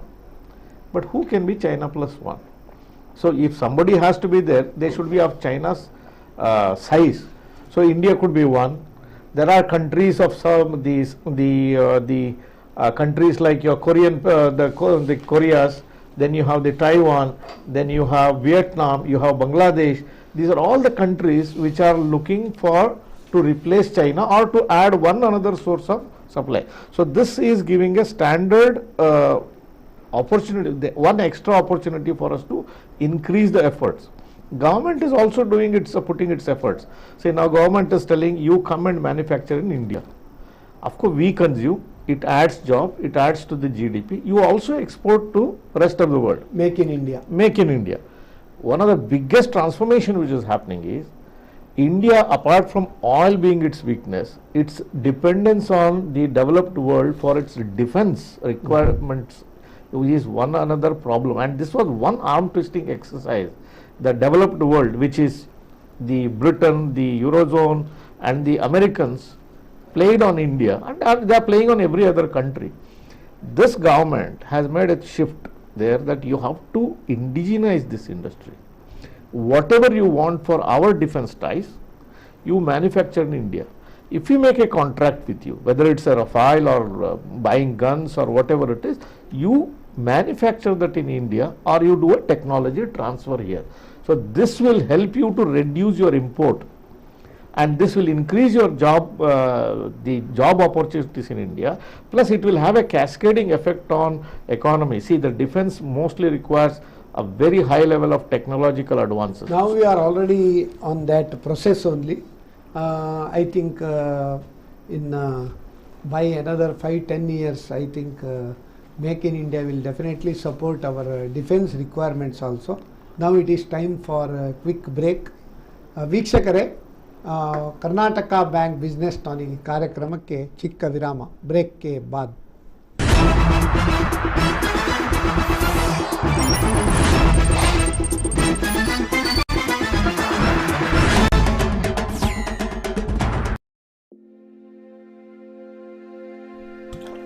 ಯಾಕ್ರಿ ಮಂಕಾಗಿದ್ದೀರಾ? ಈ ಸಲದ ಬಿತ್ತನೆಗೆ ಸಮಯ ಬಂದಿದೆ, ಆದ್ರೆ ಯಾರ ಹತ್ರ ಹೋಗಿ ಬೀಜ ಗೊಬ್ಬರ ಕೇಳೋದು ಅಂತಾನೆ ಗೊತ್ತಾಗ್ತಿಲ್ಲ. ಛೇ, ಅಷ್ಟೇನಾ? ಅದಕ್ಕೆಲ್ಲ ಟೆನ್ಷನ್ ಮಾಡ್ಕೊಳ್ಳೋ ಅಗತ್ಯನೇ ಇಲ್ಲ. ಈ ಸಲ ನಮ್ಮ ಹತ್ರ ಇರೋ ಬಂಗಾರದಿಂದನೇ ಬೆಳೆ ಬೆಳಿಬಹುದು. ಏನ್ ಮಾತಾಡ್ತಾ ಇದೀಯಾ? ಬಂಗಾರದಿಂದ ಬೆಳೆ ಬೆಳೆಯಕ್ಕಾಗತ್ತಾ? ಹಾ ಹೌದು, ನಮ್ಮ ಹತ್ರ ಇರೋ ಬಂಗಾರನ ಕರ್ನಾಟಕ ಬ್ಯಾಂಕ್ ಅಲ್ಲಿ ತಗೊಂಡೋಗಿಟ್ರೆ ಅವರು ಕೃಷಿ ಸಾಲ ಕೊಡ್ತಾರೆ. ಅದರಿಂದ ಆಭರಣನೂ ಸುರಕ್ಷಿತವಾಗಿರುತ್ತೆ. ಹೌದಾ? ಹಾಗಾದ್ರೆ ನಡಿ, ಹಿಂದೆ ಕರ್ನಾಟಕ ಬ್ಯಾಂಕಿಗೆ ಹೋಗೋಣ. ಕರ್ನಾಟಕ ಬ್ಯಾಂಕ್, ನಿಮ್ಮ ಕುಟುಂಬದ ಬ್ಯಾಂಕ್, ಭಾರತದಾದ್ಯಂತ. We have one life, one body, one chance.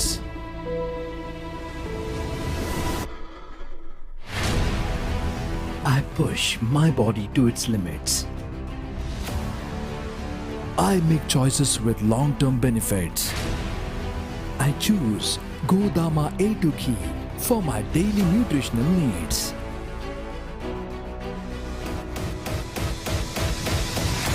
Keeps my heart healthy. I choose Godama A2 ghee. ನೋಡಿ ಸಾವುಕಾರ್ರೆ, ಶಂಕರಣ್ಣ ಈ ಬಾರಿ ನಿಮ್ಮ ಹತ್ರ ಸಾಲ ತೆಗೆದುಕೊಳ್ಳದೆ ಎಲ್ಲ ಕೆಲಸ ಮಾಡ್ತಿದ್ದಾನೆ. ಹೌದಲ್ವಾ? ನಡಿ ವಿಚಾರಿಸೋಣ. ಶಂಕರಣ್ಣ, ಓ ನಮಸ್ಕಾರ. ಏನು ನಮ್ ದನಿಗಳ ಹತ್ರ ಬರ್ದಿದ್ರು ಹೊಲದ ಕೆಲಸ ಎಲ್ಲ ಬಾರಿ ಜೋರಾಗಿ ನಡೀತಿದೆ. ಇದೆಲ್ಲ ಸಾಧ್ಯ ಆಗಿದ್ದು ನನ್ನ ರೈತ ಮಿತ್ರ KBL ಕಿಸಾನ್ ಕಾರ್ಡಿಂದ. ಕಾರ್ಡು ಒಂದೇ, ಆದ್ರೆ ಸೌಲಭ್ಯಗಳು ಹಲವಾರು. ಕರ್ನಾಟಕ ಬ್ಯಾಂಕ್ ನಮ್ಮೊಂದಿಗಿರುವಾಗ ಇನ್ನು ನಮ್ಮಂತ ರೈತರು ಚಿಂತಿಸುವ ಅಗತ್ಯ ಇಲ್ಲ. ಕರ್ನಾಟಕ ಬ್ಯಾಂಕ್, ನಿಮ್ಮ ಕುಟುಂಬದ ಬ್ಯಾಂಕ್, ಭಾರತದಾದ್ಯಂತ.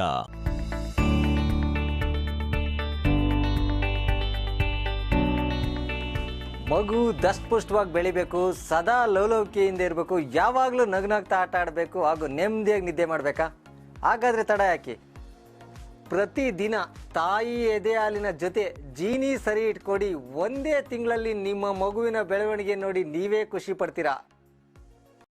ಈ ಟೈಮ್ ಎಷ್ಟು ಕಷ್ಟ ಅಲ್ವಾ? ಮನೆಯಿಂದ ಹೊರಗಡೆ ಹೋಗೋ ಹಾಗೆ ಇಲ್ಲ. ಯಾವ ಕೆಲ್ಸದ ಬಗ್ಗೆ ಮಾತಾಡ್ತಿದ್ಯಮ್ಮ? ತಮ್ಮನ್ ಫೀಸ್ ಕಟ್ಟೋದು, ನನ್ನ ಫಾರ್ಮ್ 15H 15G ಫಿಲ್ ಮಾಡೋದು, ಇದೆಲ್ಲ ಮನೇಲಿ ಕೂತ್ ಹೇಗ್ ಮಾಡೋದು? ನಿನ್ನೆ ಪಕ್ಕದ ಅಂಗಡಿಯವರಿಗೆ ವೆಜಿಟೇಬಲ್ಸ್ ತರ್ಲಿಕ್ಕೆ ಹೇಳಿದ್ದೆ. ಈಗ ನೋಡಿದ್ರೆ ಅವ್ರಿಗೆ ಕೊಡ್ಲಿಕ್ಕೆ ಚಿಲ್ಲರೆ ಕಾಸು ಕೂಡ ಖಾಲಿ ಆಗಿದೆ. ಅಯ್ಯೋಮ್ಮ, ಅಷ್ಟೇನಾ ನಿನ್ ಕೆಲ್ಸ? ಈಗ ನೋಡು, ಈ KBL ಮೊಬೈಲ್ ಪ್ಲಸ್ ಆಪ್ ನಲ್ಲಿ ಎಲ್ಲಾ ಕೆಲ್ಸಗಳನ್ನ ಮನೆಯಿಂದಲೇ ಸುಲಭವಾಗಿ ಮಾಡ್ಬೋದು. ಕರ್ನಾಟಕ ಬ್ಯಾಂಕ್, ನಿಮ್ಮ ಕುಟುಂಬದ ಬ್ಯಾಂಕ್, ಭಾರತದಾದ್ಯಂತ. ನಿಮ್ಮ ಮನೆಯ ಎಕ್ಸ್ಟೀರಿಯರ್ ಪೇಂಟಿಂಗ್ ತೃಪ್ತಿ ನೀಡುತ್ತಿಲ್ಲವೇ? ಹಾಗಿದ್ದರೆ ಕೂಡಲೇ ಬದಲಿಸಿ, ಪೇಂಟರ್ನಲ್ಲ ಪೇಂಟನ್ನ. ಪ್ರಸ್ತುತವಿದೆ ಅಪೋಲೋ ವಂಡರ್ ಗಾರ್ಡ್ PU+, ಭಾರತದ ಪ್ರಪ್ರಥಮ ಪ್ರೈಮರ್ಲೆಸ್ ವಾಟರ್ ಪ್ರೂಫ್ ಎಕ್ಸ್ಟೀರಿಯರ್ ಎಮಲ್ಷನ್. ಹೆಚ್ಚಿನ ಉಳಿತಾಯ, ಮೆಚ್ಚಿನ ಫಿನಿಶಿಂಗ್. ಅಪೋಲೋ ಪೇಂಟ್ಸ್ ಜೊತೆ ನಾಳಿನ ಟೆಕ್ನಾಲಜಿಯನ್ನು ಇಂದೇ ಮನೆಗೆ ತನ್ನಿ. Apollo Paints, we love our planet.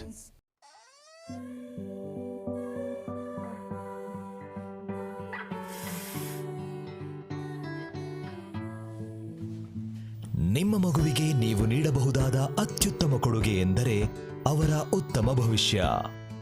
ಅವರ ಭವಿಷ್ಯ ನಮ್ಮ ಪರಿಸರದಲ್ಲಿದೆ.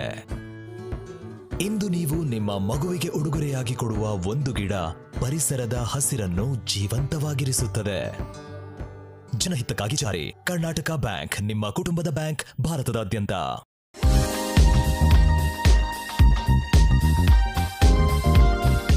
ಮಗು ದಷ್ಟಪುಷ್ಟವಾಗಿ ಆರೋಗ್ಯವಾಗಿ ಬೆಳಿಬೇಕಂದ್ರೆ ತಾಯಿಯ ಎದೆಹಾಲು ಹಾಗೂ ಪೌಷ್ಟಿಕ ಆಹಾರ ಮುಖ್ಯ. ಮೊದಲೆಲ್ಲ ನಮ್ಮ ಅಜ್ಜಿ ಮನೆಯಲ್ಲೇ ಸರಿ ಇಟ್ ಮಾಡ್ಕೊಡ್ತಿದ್ರು. ಆದ್ರೀಗ ಜೀನಿ ಅವ್ರು ಮಾಡ್ತಿದ್ದಾರೆ. ಯಾಕಂದ್ರೆ ಜೀನಿ ಸರಿ ಇಟ್ ಕೂಡ ನಮ್ಮ ಅಜ್ಜಿ ಮಾಡೋ ತರಾನೇ ಇದೆ. Thank you Jeeni.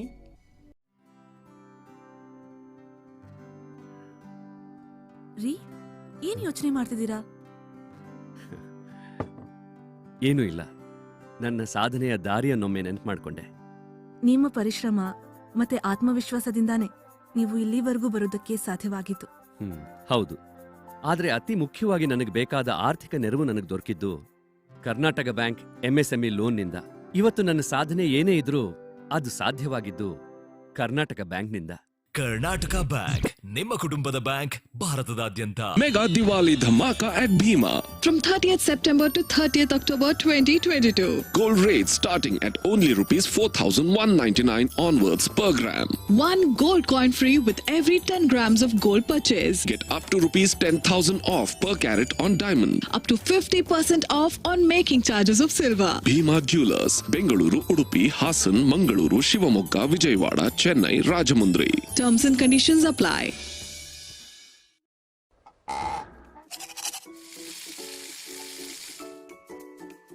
ಭೂಮಿಯ ಮೇಲಿನ ಪ್ರತಿಯೊಂದು ಜೀವವು ಬದುಕುಳಿಯಲು ನೀರಿನ ಮೇಲೆ ಅವಲಂಬಿತವಾಗಿರುತ್ತವೆ. ನೀರೇ ಆಧಾರ. ನೀರನ್ನು ಉಳಿಸುವುದರ ಮೂಲಕ ಜೀವಿಗಳನ್ನು ರಕ್ಷಿಸಲು ಇಂದು ನಿರ್ಧರಿಸೋಣ. ನೀರಿನ ಪ್ರತಿ ಹನಿಯೂ ಅಮೂಲ್ಯ. ಅದನ್ನು ವ್ಯರ್ಥ ಮಾಡದಿರಿ. ನೀರನ್ನು ಉಳಿಸಿ, ಜೀವವನ್ನು ರಕ್ಷಿಸಿ. ಜನಹಿತಕ್ಕಾಗಿ ಜಾರಿ. ಕರ್ನಾಟಕ ಬ್ಯಾಂಕ್, ನಿಮ್ಮ ಕುಟುಂಬದ ಬ್ಯಾಂಕ್, ಭಾರತದಾದ್ಯಂತ.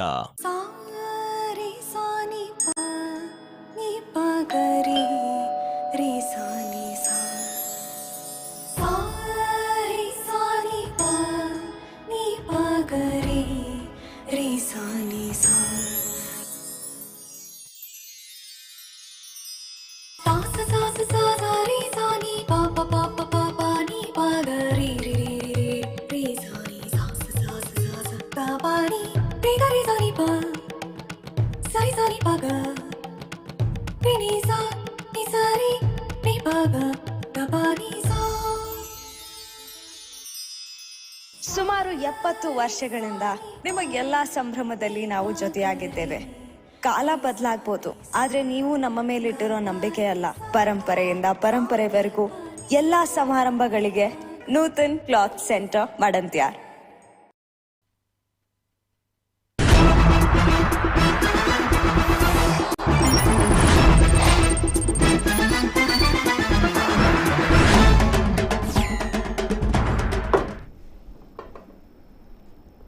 ವೀಕ್ಷಕರೇ, ಕರ್ನಾಟಕ ಬ್ಯಾಂಕ್ ಬಿಸ್ನೆಸ್ ಟಾನಿಕ್ ಈ ಕಾರ್ಯಕ್ರಮಕ್ಕೆ ವಿರಾಮದ ನಂತರ ಸ್ವಾಗತ. ಇಂದಿನ ವಿಷಯ India's road map towards $5 trillion economy. We have two experts with us, CADB Mehta, economic expert, and Dr. Chandrakant Bhatt, investment consultant and financial planner from Dubai. If you have any questions, please post your questions to 0824-411-6060 or 0824-411-9090. Now, when compared to other nations, India's blue economy is not what we have not utilized it to the fullest extent, even maybe very small percentage. How this blue economy will boost our GDP? Can you just explain? See, let us understand what is the concept of blue economy. Blue economy covers a lot of things. A, fish and aquaculture. B, the fishing community's economy, like boats and various other fishing activities. Third, deep sea mining. A lot of minerals are there in the deep sea, including crude oil. How do we reach the potential of the deep sea mining and generate the economy? Fourth, coastal connectivity and coastal infrastructure. Coastal connectivity is part of Sagarmala. Coastal infrastructure is ports, major ports, modernization of ports, waterways. We are not utilizing those things. And finally, exports.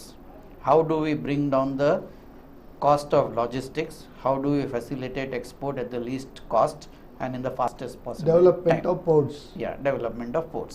Now, this all encompasses blue economy, where recently only on the infrastructure And side, tourism also is there. tourism is also part of the blue economy, the coastal tourism. Now, we have been just concentrating just in a small way in the coastal infrastructure. Beyond that, we have a long way to go to tap the potential. Blue economy globally, with India, if I am not wrong, we have a 8,000 kilometers coastal line. 7,500 something. Yeah. Now, with that kind of coastline, your contribution of the blue economy to GDP is less than 3%. Now, how do you justify such a low contribution of the blue economy? India should have nothing less than 10% contribution from the blue economy in the GDP. And it will take maybe a decade to reach there, but it's a good beginning, and this will help India to reach the $5 trillion target in a quick time. Okay. Now, tourism.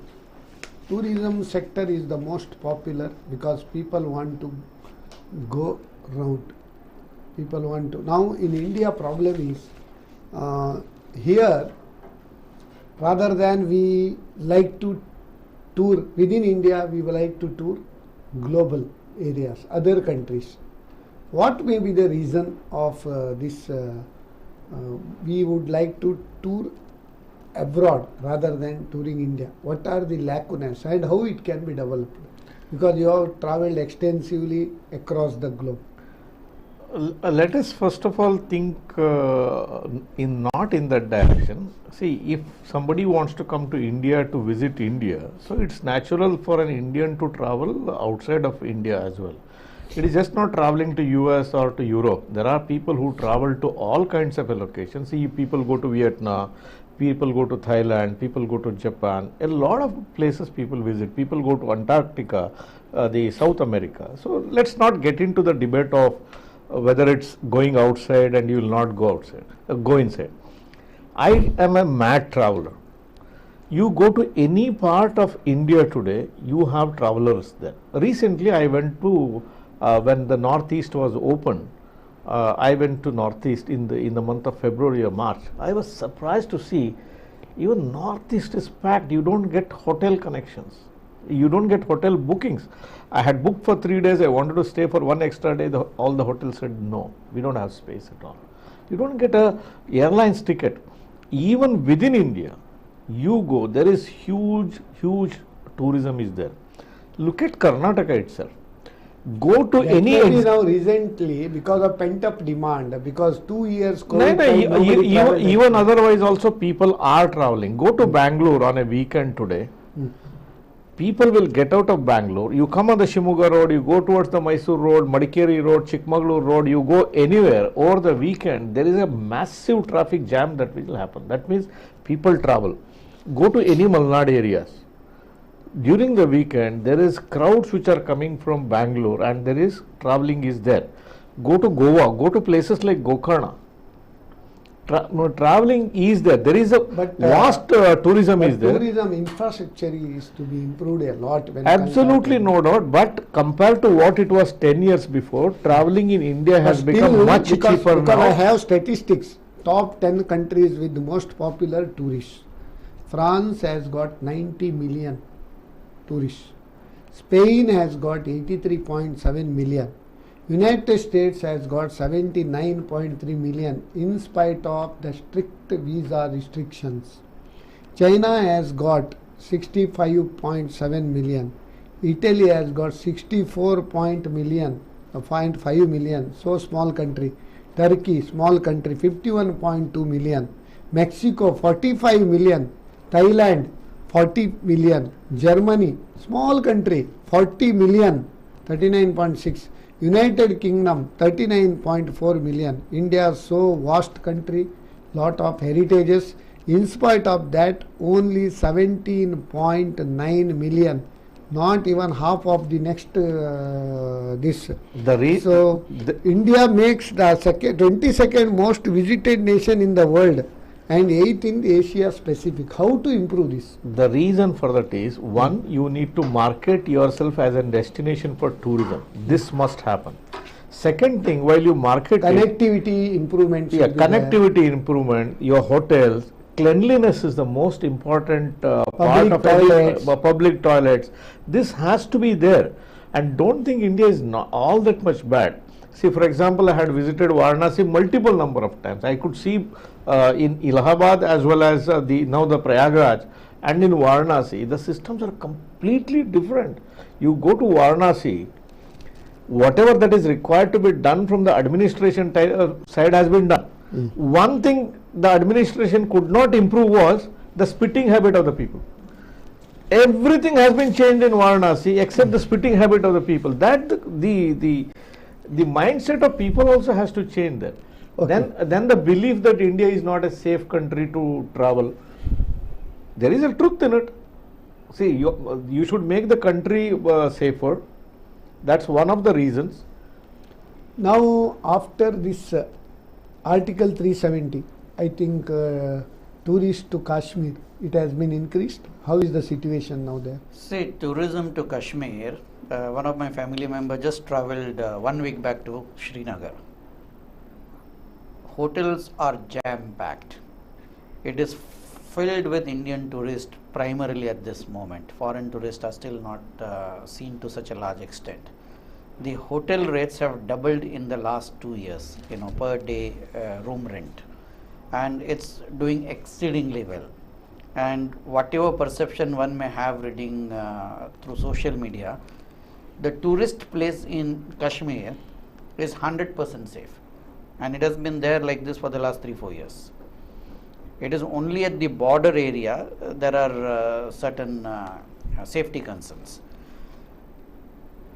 Coming to the tourism subject per se, the per capita facility and infrastructure available in India with the size of population in the country is one of the lowest. The per capita rooms available, the per capita flight seats available, airports availability, roads availability, so and so forth. If you look at a small country, say, take the example of Sri Lanka.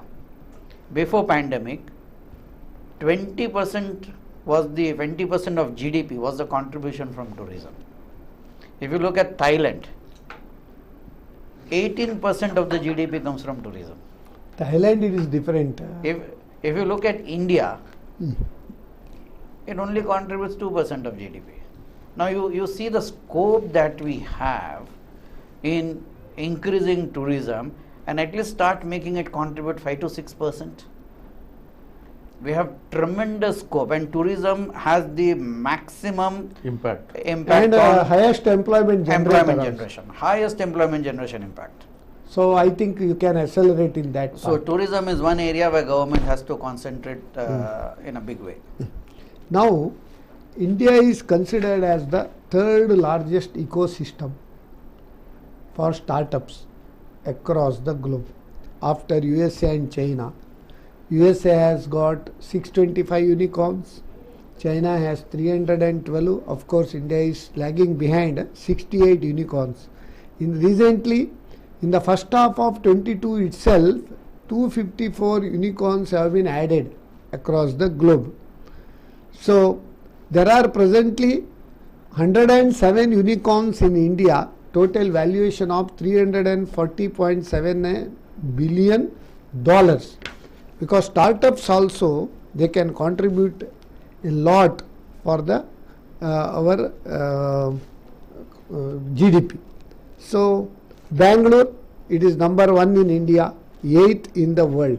But our infrastructure and other things in Bangalore is not conducive for any atmosphere at present. How it can be improved? You can help that. Yeah, now see, most of Indian cities has had unplanned growth, and the biggest letdown in India has been civic infrastructure. Civic infrastructure is handled by the local, city level municipal corporation. But now smart city, they are pumping lot of money from central government Smart also. city, the amount that is put in, 1,000 crores over a period of 5 years, and the impact will be too small. Because if you look at the Bombay Municipal Corporation, the annual budget is 30,000 crores. Now, if you give 1,000 crores over a period of 5 years to Bombay, it can't change anything. The major failure is with the municipal administration, political interference, corruption, lack of proper implementation, lack of proper quality control, quality management. We have failed miserably in the civic administration. That is the root cause of a civic disaster.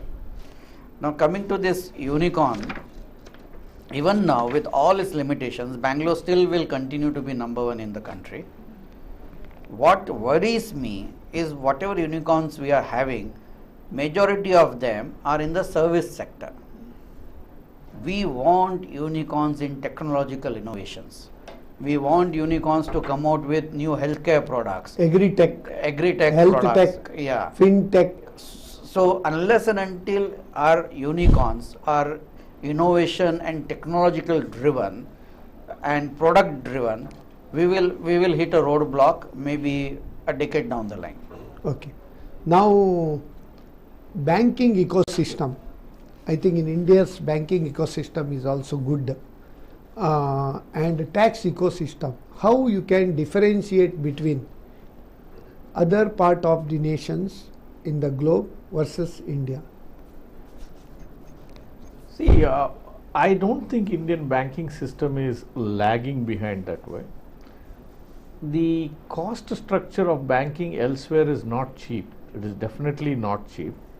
Cost structure of the Indian banks is much cheaper when it is compared to the rest of the world. You may get a loan quite easily elsewhere. MSMEs and all, here it will be lot of schemes are there, no? Yeah, MSME the government has a favorable structure here, and it can do very well. See, now this with this implementation of GST, for banks to lend money, it has become easier because the credit worthiness of the business and everything is getting digitized. You can track this. It's just not that you look at a balance sheet. Thanks to UPI. UPI, the infrastructure, the internet revolution. So everything can be tracked today. See, for example, a lot of money was going out of India in the form of payments to Visa and MasterCard. So what were they doing? They were giving an infrastructure, and every time trade happens, so you swindle 1 to 3% as a fee for just for the transaction purpose of it. Now UPI came. Now in UPI, it's a zero cost for the merchant, and it has completely changed. Now look at, because it's a zero cost, it has helped the productivity of the country also. Even a chai wala today doesn't have to spend time to collect the money. He will just put his QR code there in the front. Sir, पैसों के लिए time नहीं sir, QR code ले लीजिए. So this is the way the productivity can also increase, and this can add to the economic our GDP growth. This is bound to happen. See, 5 trillion is a pit stop. It will happen within a short span of time. It may happen in 2 years, 3 years, 4 years, depending on what happens, inflation, dollar rupee equation and things like that. But our aim is much longer. Vision 2047, where India aims to reach to a level of 40 trillion. And when you look at 40 trillion, 5 trillion looks just a pit stop. It is just visible. Something is happening very favorably in India. The real problem of India was 3: energy scarcity, lack of infrastructure, and lack of skill. We had education, but it was a meaningless education. But today there is now a new education policy has come. But it will you have identified which skills are required. There is an opportunity for people to look at what is that they can really do. Otherwise, it was just like, you just minting the graduates and they don't know what to do. You are minting engineering graduates, and the IT companies say 80% of the graduates are unemployable. And the new education policy at least says, you do these things, take a break, pursue a diploma, try and get some experience outside, come back and see. There is a scope for everyone to do something new. So work is on in developing the skill, identifying the skill for people. You don't have to be a graduate in 3 years today. You can take 1 year diploma, advanced diploma, whatever it is, you start working. So it will add to the labor force. They will know whether they want this particular course or not. That can be done. Massive push towards the infrastructure. See, recently we had this national logistical policy where you are integrating the railroad, the road connectivity, sea, air connectivity, everything, dedicated freight corridors. Otherwise, there was a competition between the goods and the passenger train.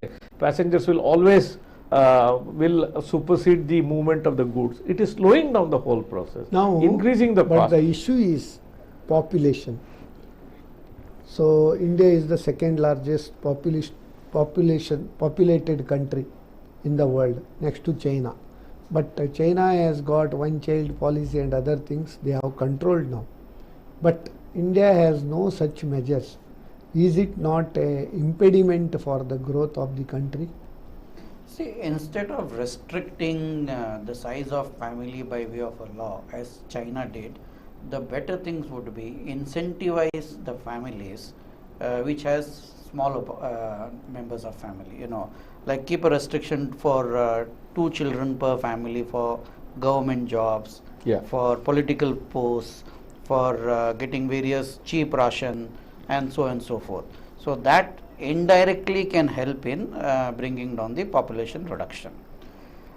Our problem is still not the growth of population, because it has come down drastically. Right now our fertility rate is 1.7. Below the replacement rate. Below the replacement rate. So soon we may also hit a plateau in the next 2 decades. So we are not so concerned about the population growth. What we are concerned about is the skilling of the population. If you look at today, in the industrial and the housing sector, there is a huge shortage of labor force. At the same time, in the agriculture sector, there is a huge surplus of landless laborers. Now, how do we bring a balance between these 2 sectors? How do we skill the landless laborers and make them workable in the industrial or the construction sector? So, unless and until government has a concentrated policy on skilling the landless laborers or the rural youth, we won't be able to really scale up the employment also. Now, our target is $5 trillion economy. If it is at 5% growth of GDP, then by 2029 it will be size of the economy is 5.28 trillion. If it is at 6% by 2028, it will be 5.18 trillion. If it is 7% growth, then by 2027 we can reach 5 trillion.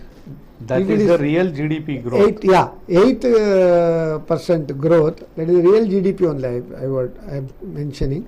By 2027, it will be 5.23 trillion.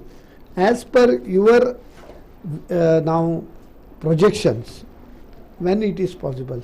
See, in this there are two assumptions. One is inflation. 7% now it is there. Inflation so rate. 2027? Inflation rate has been presumed at 5% in these calculations, and the INR has been presumed as depreciating 3% annually.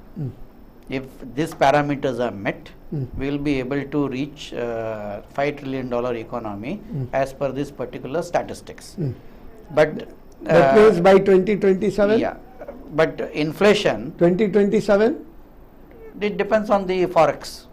If our it may be early also? If our INR depreciates fast, we may take a decade. If government looks at see the dollar exchange rate with Indian rupee, we have two conflicting forces to balance out. One is because rupee is appreciating much more than the other currencies, vis-a-vis other currencies, our exports are taking a big hit. So how do we increase our exports is one side of the policy matter which government is working upon, where rupee devaluation is an inherent part of that policy.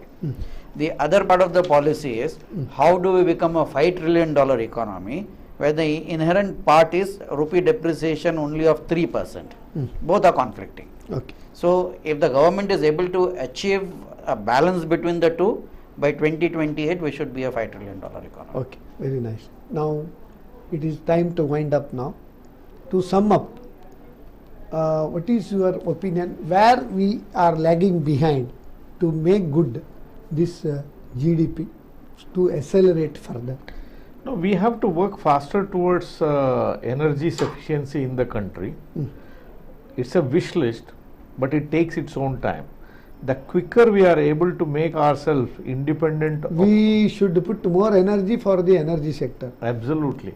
So see, that is then it will give energy for other sectors. Right, and the skill development becomes the cornerstone. Without the skill, there is you say anything, you do anything, it will not work.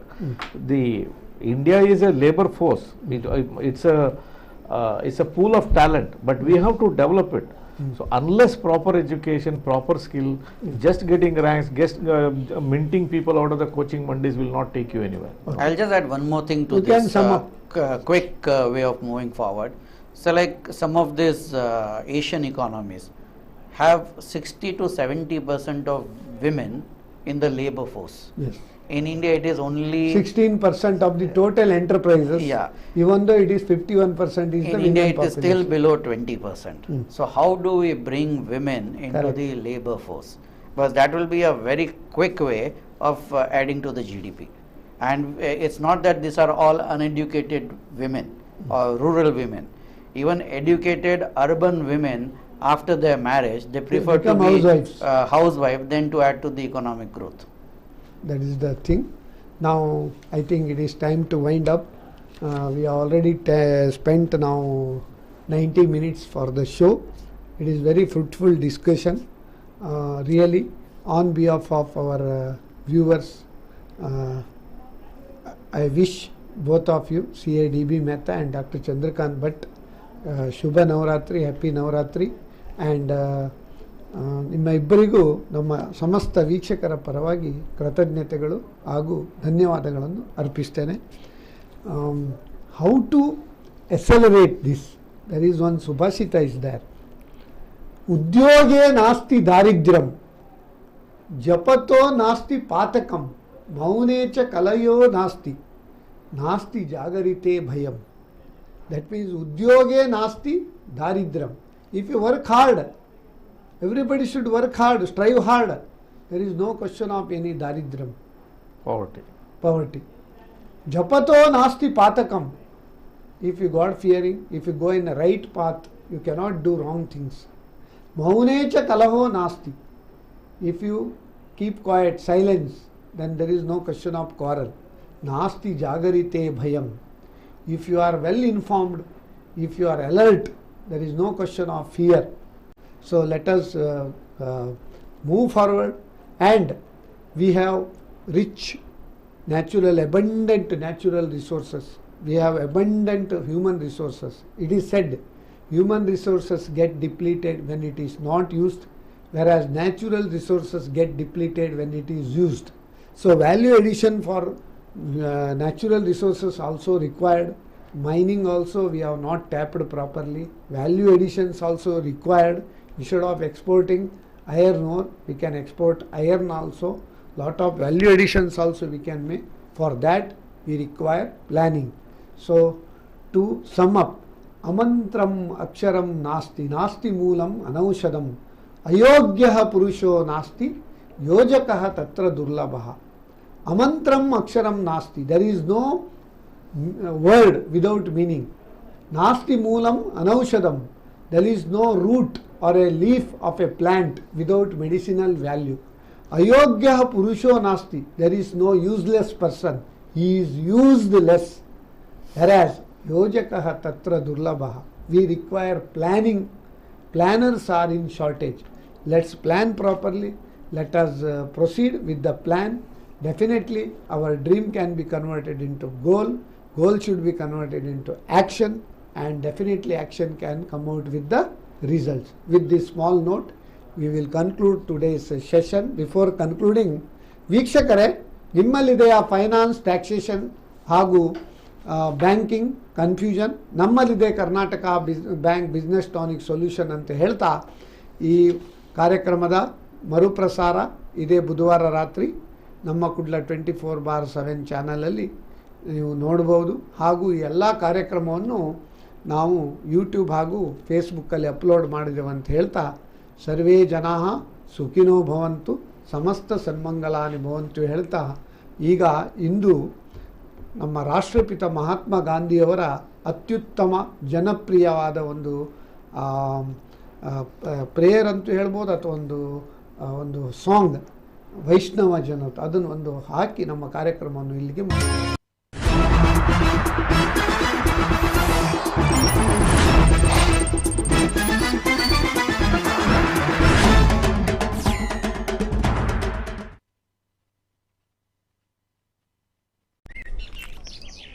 ದೇಶಕ್ಕಾಗಿ ಏನಾದರೂ ಮಾಡ್ಬೇಕು ಕಣೋ.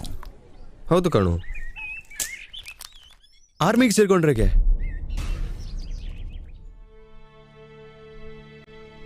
ಪರಿಸರದ ಸ್ವಚ್ಛತೆಯನ್ನು ಕಾಪಾಡಿಕೊಳ್ಳೋ ಸಣ್ಣ ಜವಾಬ್ದಾರಿಯನ್ನು ನೀಸಲಾಗದವರು ದೇಶದ ಸರಹದ್ದನ್ನು ಕಾಯೋ ಜವಾಬ್ದಾರಿಗೆ ಅರ್ಹರಾಗ್ತೀರಾ?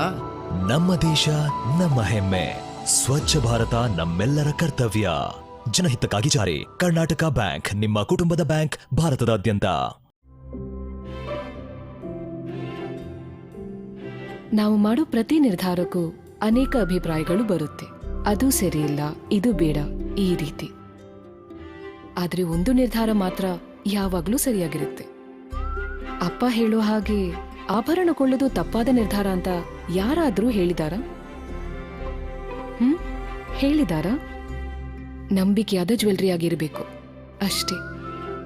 ಜೋಸಲುಕಾಸ್ ಚಿನ್ನ, ಸರಿಯಾದ ನಿರ್ಧಾರ.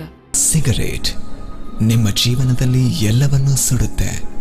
ಸುಖ, ಸಂತೋಷ, ಆರೋಗ್ಯ ಎಲ್ಲವನ್ನು. ಕೊನೆಗೆ ಉಳಿಸೋದು ಕ್ಯಾನ್ಸರ್ ಅನ್ನೋ ಹೊಗೆಯನ್ನ ಮಾತ್ರ. ಧೂಮಪಾನದಿಂದ ದೂರವಿರಿ, ಕ್ಯಾನ್ಸರ್ ಮುಕ್ತರಾಗಿರಿ. Say no to tobacco, an initiative by Mangalore Institute of Oncology, a special hospital for cancer treatment.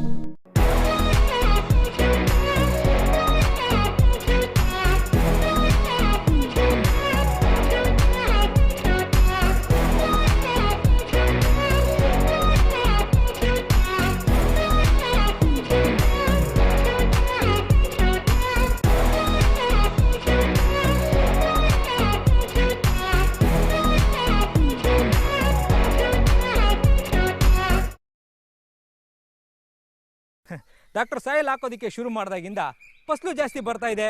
ಅದಕ್ಕೆ ನನ್ನ ಆದಾಯನೂ ಜಾಸ್ತಿ ಆಗಿದೆ.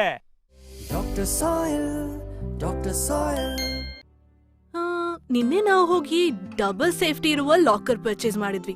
ಈಗೆಲ್ಲ ಎಷ್ಟು ಸೇಫ್ಟಿ ಕ್ರಮ ತಗೊಂಡ್ರು ಕಡಿಮೆನೆ ಅಲ್ವಾ? ಅಂದಹಾಗೆ ಸೇಫ್ಟಿ ಅನ್ನುವಾಗ ಯೋಚನೆ ಆಯ್ತು, ಕೋವಿಡ್ ಬಗೆಗಿನ ಎಲ್ಲಾ ಸೇಫ್ಟಿ ಕ್ರಮಗಳು ತಗೊಂಡಿರ್ಬೇಕಲ್ವಾ ನೀವು? ಸುಮಾರಾಗಿ. ಬೆಲೆ ಬಾಳೋ ವಸ್ತುಗಳಿಗೆ ಮಾತ್ರವಲ್ಲ, ಬೆಲೆಯೇ ಕಟ್ಟಲಾಗದ ಈ ಅಮೂಲ್ಯ ಜೀವಕ್ಕಾಗಿ ವ್ಯಾಕ್ಸಿನೇಷನ್ ಹಾಕಿಸಿಕೊಳ್ಳಿ. ಅದರಲ್ಲೂ ತಪ್ಪದೆ ನಿಗದಿತ ಡೋಸೇಜ್ ಹಾಕಿಸಿಕೊಳ್ಳಿ.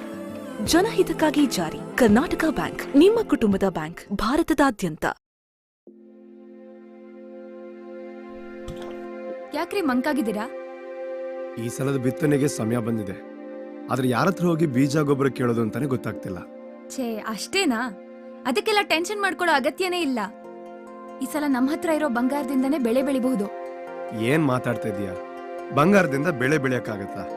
ಹಾ ಹೌದು, ನಮ್ಮ ಹತ್ರ ಇರೋ ಬಂಗಾರನ ಕರ್ನಾಟಕ ಬ್ಯಾಂಕಲ್ಲಿ ತಗೊಂಡೋಗಿಟ್ರೆ ಅವರು ಕೃಷಿ ಸಾಲ ಕೊಡ್ತಾರೆ. ಅದರಿಂದ ಆಭರಣನೂ ಸುರಕ್ಷಿತವಾಗಿರುತ್ತೆ. ಹೌದಾ? ಹಾಗಾದ್ರೆ ನಡಿ, ಹಿಂದೆ ಕರ್ನಾಟಕ ಬ್ಯಾಂಕಿಗೆ ಹೋಗೋಣ. ಕರ್ನಾಟಕ ಬ್ಯಾಂಕ್, ನಿಮ್ಮ ಕುಟುಂಬದ ಬ್ಯಾಂಕ್, ಭಾರತದಾದ್ಯಂತ. ಮಣಿಪಾಲ್ ಆರೋಗ್ಯ ಕಾರ್ಡ್ ಸಣ್ಣದು, ಸೌಲಭ್ಯ ದೊಡ್ಡದು. 22 ವರ್ಷಗಳಿಂದ ಉತ್ತಮ ಆರೋಗ್ಯದ ಭರವಸೆ ನಿಮಗೂ ಹಾಗೂ ನಿಮ್ಮವರಿಗೂ. ಮಂಗಳೂರಿನ ಕೆಎಂಸಿ ಆಸ್ಪತ್ರೆಗಳಲ್ಲಿ ಹಾಗೂ ಕಟೀಲಿನ ದುರ್ಗಾ ಸಂಜೀವನಿ ಮಣಿಪಾಲ್ ಆಸ್ಪತ್ರೆಯಲ್ಲಿ ವಿಶೇಷ ರಿಯಾಯಿತಿ ಪಡೆದುಕೊಳ್ಳಿ. ಸಮಾಲೋಚನೆ 50% ರಿಯಾಯಿತಿ. ಲ್ಯಾಬ್ ಇನ್ವೆಸ್ಟಿಗೇಷನ್ 20%, ರೇಡಿಯಾಲಜಿ ಇನ್ವೆಸ್ಟಿಗೇಷನ್ 20% ಹಾಗೂ ಹೊರರೋಗಿ ವಿಭಾಗ ಔಷಧಿಯಲ್ಲಿ 10% ವರೆಗೆ ರಿಯಾಯಿತಿ. ಔಟ್ ಪೇಷಂಟ್ ಪ್ರೊಸೀಜರ್ಸ್ ಮೇಲೆ 10% ರಿಯಾಯಿತಿ. ಒಳರೋಗಿ ಪ್ರಯೋಜನಗಳು, ಜನರಲ್ ಹಾಗೂ ಆಲ್ಟ್ರಾ ವಾರ್ಡ್ ವಿಭಾಗಗಳ ಮೇಲೆ ವಿಶೇಷ ರಿಯಾಯಿತಿ. ಹೆರಿಗೆ ನಾರ್ಮಲ್ ಅಥವಾ ಸಿಸೇರಿಯನ್ ಪ್ಯಾಕೇಜ್ನಲ್ಲಿ ವಿಶೇಷ ರಿಯಾಯಿತಿ. ಹಿಂದೆ ಸದಸ್ಯರಾಗಿರಿ. ಅರ್ಜಿ ಹಾಗೂ ಕಾರ್ಡ್ಗಾಗಿ ಸಂಪರ್ಕಿಸಿರಿ.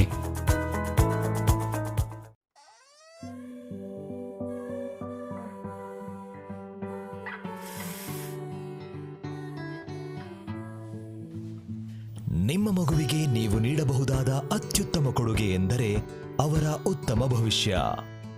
ಅವರ ಭವಿಷ್ಯ ನಮ್ಮ ಪರಿಸರದಲ್ಲಿದೆ. ಇಂದು ನೀವು ನಿಮ್ಮ ಮಗುವಿಗೆ ಉಡುಗೊರೆಯಾಗಿ ಕೊಡುವ ಒಂದು ಗಿಡ ಪರಿಸರದ ಹಸಿರನ್ನು ಜೀವಂತವಾಗಿರಿಸುತ್ತದೆ. ಜನಹಿತಕ್ಕಾಗಿ ಜಾರಿ. ಕರ್ನಾಟಕ ಬ್ಯಾಂಕ್, ನಿಮ್ಮ ಕುಟುಂಬದ ಬ್ಯಾಂಕ್, ಭಾರತದಾದ್ಯಂತ. ಈ ಟೈಮ್ ಎಷ್ಟು ಕಷ್ಟ ಅಲ್ವಾ? ಮನೆಯಿಂದ ಹೊರಗಡೆ ಹೋಗೋ ಹಾಗೆ ಇಲ್ಲ. ಯಾವ ಕೆಲ್ಸದ ಬಗ್ಗೆ ಮಾತಾಡ್ತಿದ್ಯಮ್ಮ? ತಮ್ಮನ್ ಫೀಸ್ ಕಟ್ಟೋದು, ನನ್ನ ಫಾರ್ಮ್ 15H 15G ಫಿಲ್ ಮಾಡೋದು, ಇದೆಲ್ಲ ಮನೇಲಿ ಕೂತ್ ಹೇಗ್ ಮಾಡೋದು? ನಿನ್ನೆ ಪಕ್ಕದ ಅಂಗಡಿಯವರಿಗೆ ವೆಜಿಟೇಬಲ್ಸ್ ತರ್ಲಿಕ್ಕೆ ಹೇಳಿದ್ದೆ. ಈಗ ನೋಡಿದ್ರೆ ಅವ್ರಿಗೆ ಕೊಡ್ಲಿಕ್ಕೆ ಚಿಲ್ಲರೆ ಕಾಸು ಕೂಡ ಖಾಲಿ ಆಗಿದೆ. ಅಯ್ಯೋಮ್ಮ, ಅಷ್ಟೇನಾ ನಿನ್ ಕೆಲ್ಸ? ಈಗ ನೋಡು, ಈ KBL ಮೊಬೈಲ್ ಪ್ಲಸ್ ಆಪ್ ನಲ್ಲಿ ಎಲ್ಲಾ ಕೆಲ್ಸಗಳನ್ನ ಮನೆಯಿಂದಲೇ ಸುಲಭವಾಗಿ ಮಾಡ್ಬೋದು. ಕರ್ನಾಟಕ ಬ್ಯಾಂಕ್, ನಿಮ್ಮ ಕುಟುಂಬದ ಬ್ಯಾಂಕ್, ಭಾರತದಾದ್ಯಂತ. ಮೂಡಬಿದ್ರೆ ಕೋಆಪರೇಟಿವ್ ಸರ್ವಿಸ್ ಬ್ಯಾಂಕ್, ಕೃಷಿ ಪತ್ತಿನ ಸಹಕಾರಿ ಬ್ಯಾಂಕ್, ಪರಸ್ಪರ ಸಹಕಾರ ನಂಬಿಕೆಯ ಅಮೂಲ್ಯ ತತ್ವಗಳ ಬುನಾದಿ. ಸಹಕಾರ ಕಲ್ಪವೃಕ್ಷ ಪ್ರಶಸ್ತಿ, ಆರೋಗ್ಯ ಕಾರ್ಡ್, ರೈತರ ಪಿಂಚಣಿ ಯೋಜನೆ, 7 ದಿನ ನಿರಂತರ ಸಹಕಾರ ಸಪ್ತಾಹ ನಡೆಸುವ ಏಕಮಾತ್ರ ಸಹಕಾರಿ ಸಂಘ. ಜನಸಾಮಾನ್ಯರು ಯೋಚಿಸಿದಂತೆ ಭಿನ್ನ ವಿಭಿನ್ನ ಯೋಜನೆಗಳ ಅನುಷ್ಠಾನದೊಂದಿಗೆ ಎಂದೆಂದಿಗೂ ಸಾರ್ವಜನಿಕ ಹಿತಾಸಕ್ತಿಯ ಬ್ಯಾಂಕ್. ಮೂಡಬಿದ್ರೆ ಜನರ ಸಮಗ್ರ ಅಭಿವೃದ್ಧಿಗೆ ವಿಶೇಷ ಸಾಲ ಯೋಜನೆ, ಗೃಹ ಸಾಲ, ಕೃಷಿ ಹೈನುಗಾರಿಕೆ, ಚಿನ್ನಾಭರಣಗಳಿಗೆ ಈಡಿನ ಸಾಲ, ಇದಲ್ಲದೆ ಇನ್ನಿತರ ಯಾವುದೇ ಉದ್ದೇಶಗಳಿಗೆ ಸುಲಭವಾಗಿ ಹಾಗೂ ತ್ವರಿತಗತಿಯಲ್ಲಿ ಸಾಲ ನೀಡಲಾಗುವುದು. ಸಂಪೂರ್ಣ ಭರವಸೆಯ ವ್ಯವಹಾರದೊಂದಿಗೆ ನಿಮ್ಮ ಹಾಗೂ ನಿಮ್ಮ ಕುಟುಂಬದ ಬ್ಯಾಂಕ್. ಇಂದೇ ಸಂಪರ್ಕಿಸಿ ಮೂಡಬಿದ್ರೆ ಕೋಆಪರೇಟಿವ್ ಸರ್ವಿಸ್ ಬ್ಯಾಂಕ್. ಭೀಮಾದಲ್ಲಿ ಮೆಗಾ ದಿವಾಲಿ ಧಮಾಕ ಸೆಪ್ಟೆಂಬರ್ 30ರಿಂದ ಅಕ್ಟೋಬರ್ 30ರವರೆಗೆ ಪ್ರತಿ ಗ್ರಾಮ್ ಗೋಲ್ಡ್ ರೇಟ್ ಕೇವಲ 4,199 ರೂಪಾಯಿಗಳಿಂದ ಆರಂಭ. ಪ್ರತಿ 10 ಗ್ರಾಮ್ ಚಿನ್ನದ ಖರೀದಿಯ ಮೇಲೆ 1 ಗೋಲ್ಡ್ ಕಾಯಿನ್ ಉಚಿತ. ಡೈಮಂಡ್ ನ ಪ್ರತಿ ಕ್ಯಾರೆಟ್ ನ ಮೇಲೆ ಪಡೆಯಿರಿ 10,000 ರೂಪಾಯಿವರೆಗೆ ಕಡಿತ. ಸಿಲ್ವರ್ ಮೇಕಿಂಗ್ ಚಾರ್ಜಸ್ ಮೇಲೆ ಪಡೆಯಿರಿ ಅಪ್ ಟು 50% ವರೆಗೆ ಕಡಿತ. ಭೀಮಾ ಜ್ಯುವೆಲರ್ಸ್, ಬೆಂಗಳೂರು, ಉಡುಪಿ, ಹಾಸನ್, ಮಂಗಳೂರು, ಶಿವಮೊಗ್ಗ, ವಿಜಯವಾಡ, ಚೆನ್ನೈ ಮತ್ತು ರಾಜಮಂಡ್ರಿ. ಷರತ್ತುಗಳು ಅನ್ವಯ. Mega Diwali Dhamaka at Bhima. From 30th September to 30th October 2022. Gold rates starting at only rupees 4,199 onwards per gram. 1 gold coin free with every 10 grams of gold purchase. Get up to rupees 10,000 off per carat on diamond. Up to 50% off on making charges of silver. Bhima Jewelers, Bengaluru, Udupi, Hassan, Mangaluru, Shivamogga, Vijayawada, Chennai, Rajamundry. Terms and conditions apply.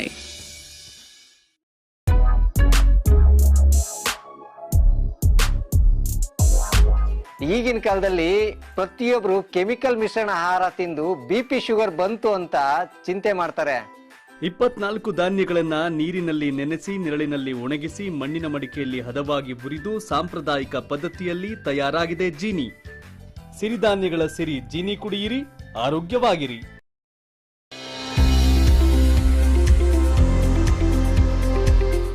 Our mission is to deliver quality health care to every needy person in this region.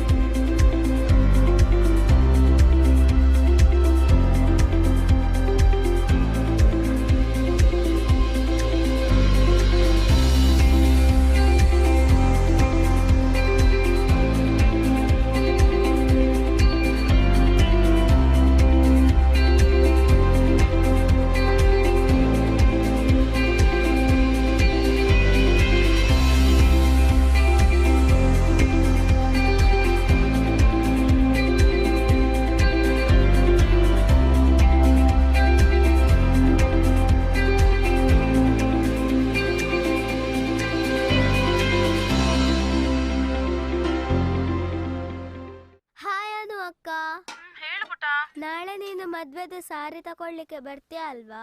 ಇಲ್ಲ ಪುಟ್ಟ, ನಾಳೆ meeting ಇದೆ. Please please ನೀನು ಬರ್ಬೇಕು.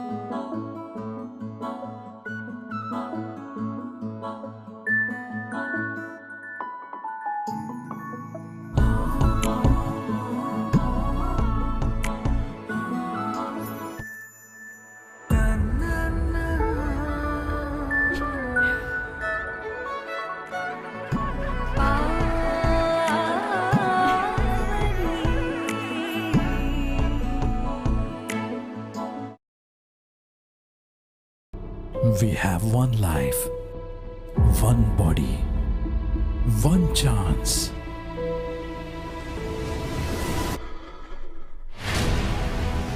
I push my body to its limits. I make choices with long-term benefits. I choose Godama A2 Ghee for my daily nutritional needs.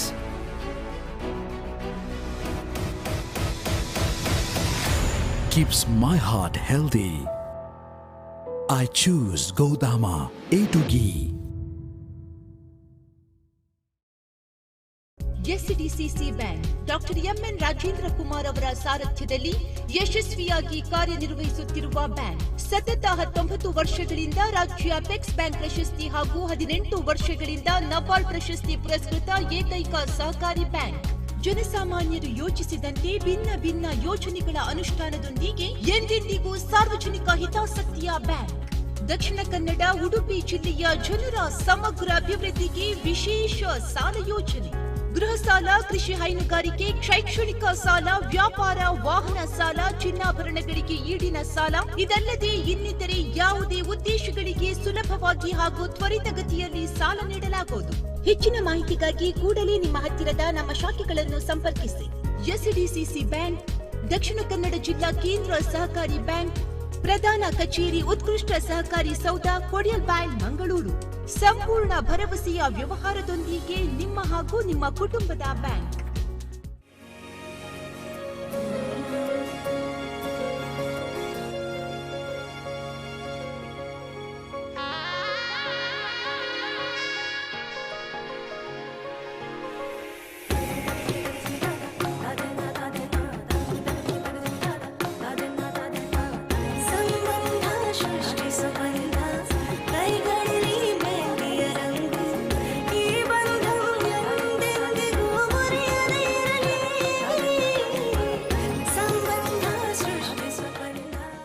ಮಾನವ ಸಂಬಂಧಗಳು ರೇಷ್ಮೆ ನೂಲಿನಂತೆ ಸೂಕ್ಷ್ಮ ಮತ್ತು ಈ ಸಂಬಂಧಗಳನ್ನು ಬಟ್ಟೆಗೆ ನೇಯಲಾಗುತ್ತದೆ. ಟಿಎನ್ಸಿ ರಮನಾಥ್ ರಾಜ್. ಬಟ್ಟೆಗಳು ಹೃದಯದ ಸಂಬಂಧಗಳನ್ನು ಬೆಸೆಯುತ್ತದೆ.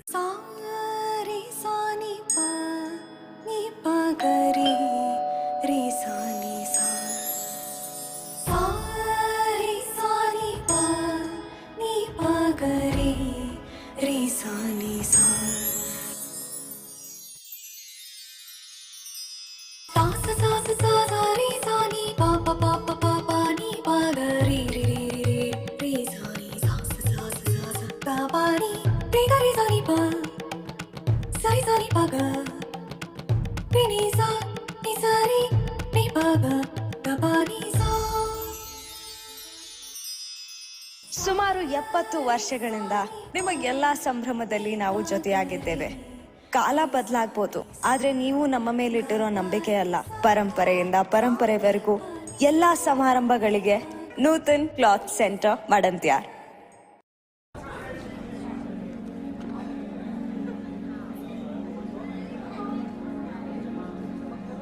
ಸಿಗರೇಟ್ ನಿಮ್ಮ ಜೀವನದಲ್ಲಿ ಎಲ್ಲವನ್ನೂ ಸುಡುತ್ತೆ. ಸುಖ, ಸಂತೋಷ, ಆರೋಗ್ಯ ಎಲ್ಲವನ್ನು. ಕೊನೆಗೆ ಉಳಿಸೋದು ಕ್ಯಾನ್ಸರ್ ಅನ್ನೋ ಹೊಗೆಯನ್ನು ಮಾತ್ರ. ಧೂಮಪಾನದಿಂದ ದೂರವಿರಿ, ಕ್ಯಾನ್ಸರ್ ಮುಕ್ತರಾಗಿರಿ. Say no to tobacco, an initiative by Mangalore Institute of Oncology, a special hospital for cancer treatment. Manipal ಆರೋಗ್ಯ ಕಾರ್ಡ್ ಸಣ್ಣದು, ಸೌಲಭ್ಯ ದೊಡ್ಡದು. 22 ವರ್ಷಗಳಿಂದ ಉತ್ತಮ ಆರೋಗ್ಯದ ಭರವಸೆ ನಿಮಗೂ ಹಾಗೂ ನಿಮ್ಮವರಿಗೂ. ಮಂಗಳೂರಿನ ಕೆಎಂಸಿ ಆಸ್ಪತ್ರೆಗಳಲ್ಲಿ ಹಾಗೂ ಕಟೀಲಿನ ದುರ್ಗಾ ಸಂಜೀವನಿ ಮಣಿಪಾಲ್ ಆಸ್ಪತ್ರೆಯಲ್ಲಿ ವಿಶೇಷ ರಿಯಾಯಿತಿ ಪಡೆದುಕೊಳ್ಳಿ. ಸಮಾಲೋಚನೆ 50% ರಿಯಾಯಿತಿ. ಲ್ಯಾಬ್ ಇನ್ವೆಸ್ಟಿಗೇಷನ್ 20%, ರೇಡಿಯಾಲಜಿ ಇನ್ವೆಸ್ಟಿಗೇಷನ್ 20% ಹಾಗೂ ಹೊರರೋಗಿ ವಿಭಾಗ ಔಷಧಿಯಲ್ಲಿ 10% ವರೆಗೆ ರಿಯಾಯಿತಿ. ಔಟ್ ಪೇಷಂಟ್ ಪ್ರೊಸೀಜರ್ಸ್ ಮೇಲೆ 10% ರಿಯಾಯಿತಿ. ಒಳರೋಗಿ ಪ್ರಯೋಜನಗಳು, ಜನರಲ್ ಹಾಗೂ ಆಲ್ಟ್ರಾ ವಾರ್ಡ್ ವಿಭಾಗಗಳ ಮೇಲೆ ವಿಶೇಷ ರಿಯಾಯಿತಿ. ಹೆರಿಗೆ ನಾರ್ಮಲ್ ಅಥವಾ ಸಿಸೇರಿಯನ್ ಪ್ಯಾಕೇಜ್ ನಲ್ಲಿ ವಿಶೇಷ ರಿಯಾಯಿತಿ. ಹಿಂದೆ ಸದಸ್ಯರಾಗಿರಿ. ಅರ್ಜಿ ಹಾಗೂ ಕಾರ್ಡ್ಗಾಗಿ ಸಂಪರ್ಕಿಸಿರಿ. ಡಾಕ್ಟರ್ ಸಾಯಿಲ್ ಹಾಕೋದಿಕ್ಕೆ ಶುರು ಮಾಡಿದಾಗಿಂದ ಫಸಲು ಜಾಸ್ತಿ ಬರ್ತಾ ಇದೆ, ಅದಕ್ಕೆ ನನ್ನ ಆದಾಯನೂ ಜಾಸ್ತಿ ಆಗಿದೆ. ಡಾಕ್ಟರ್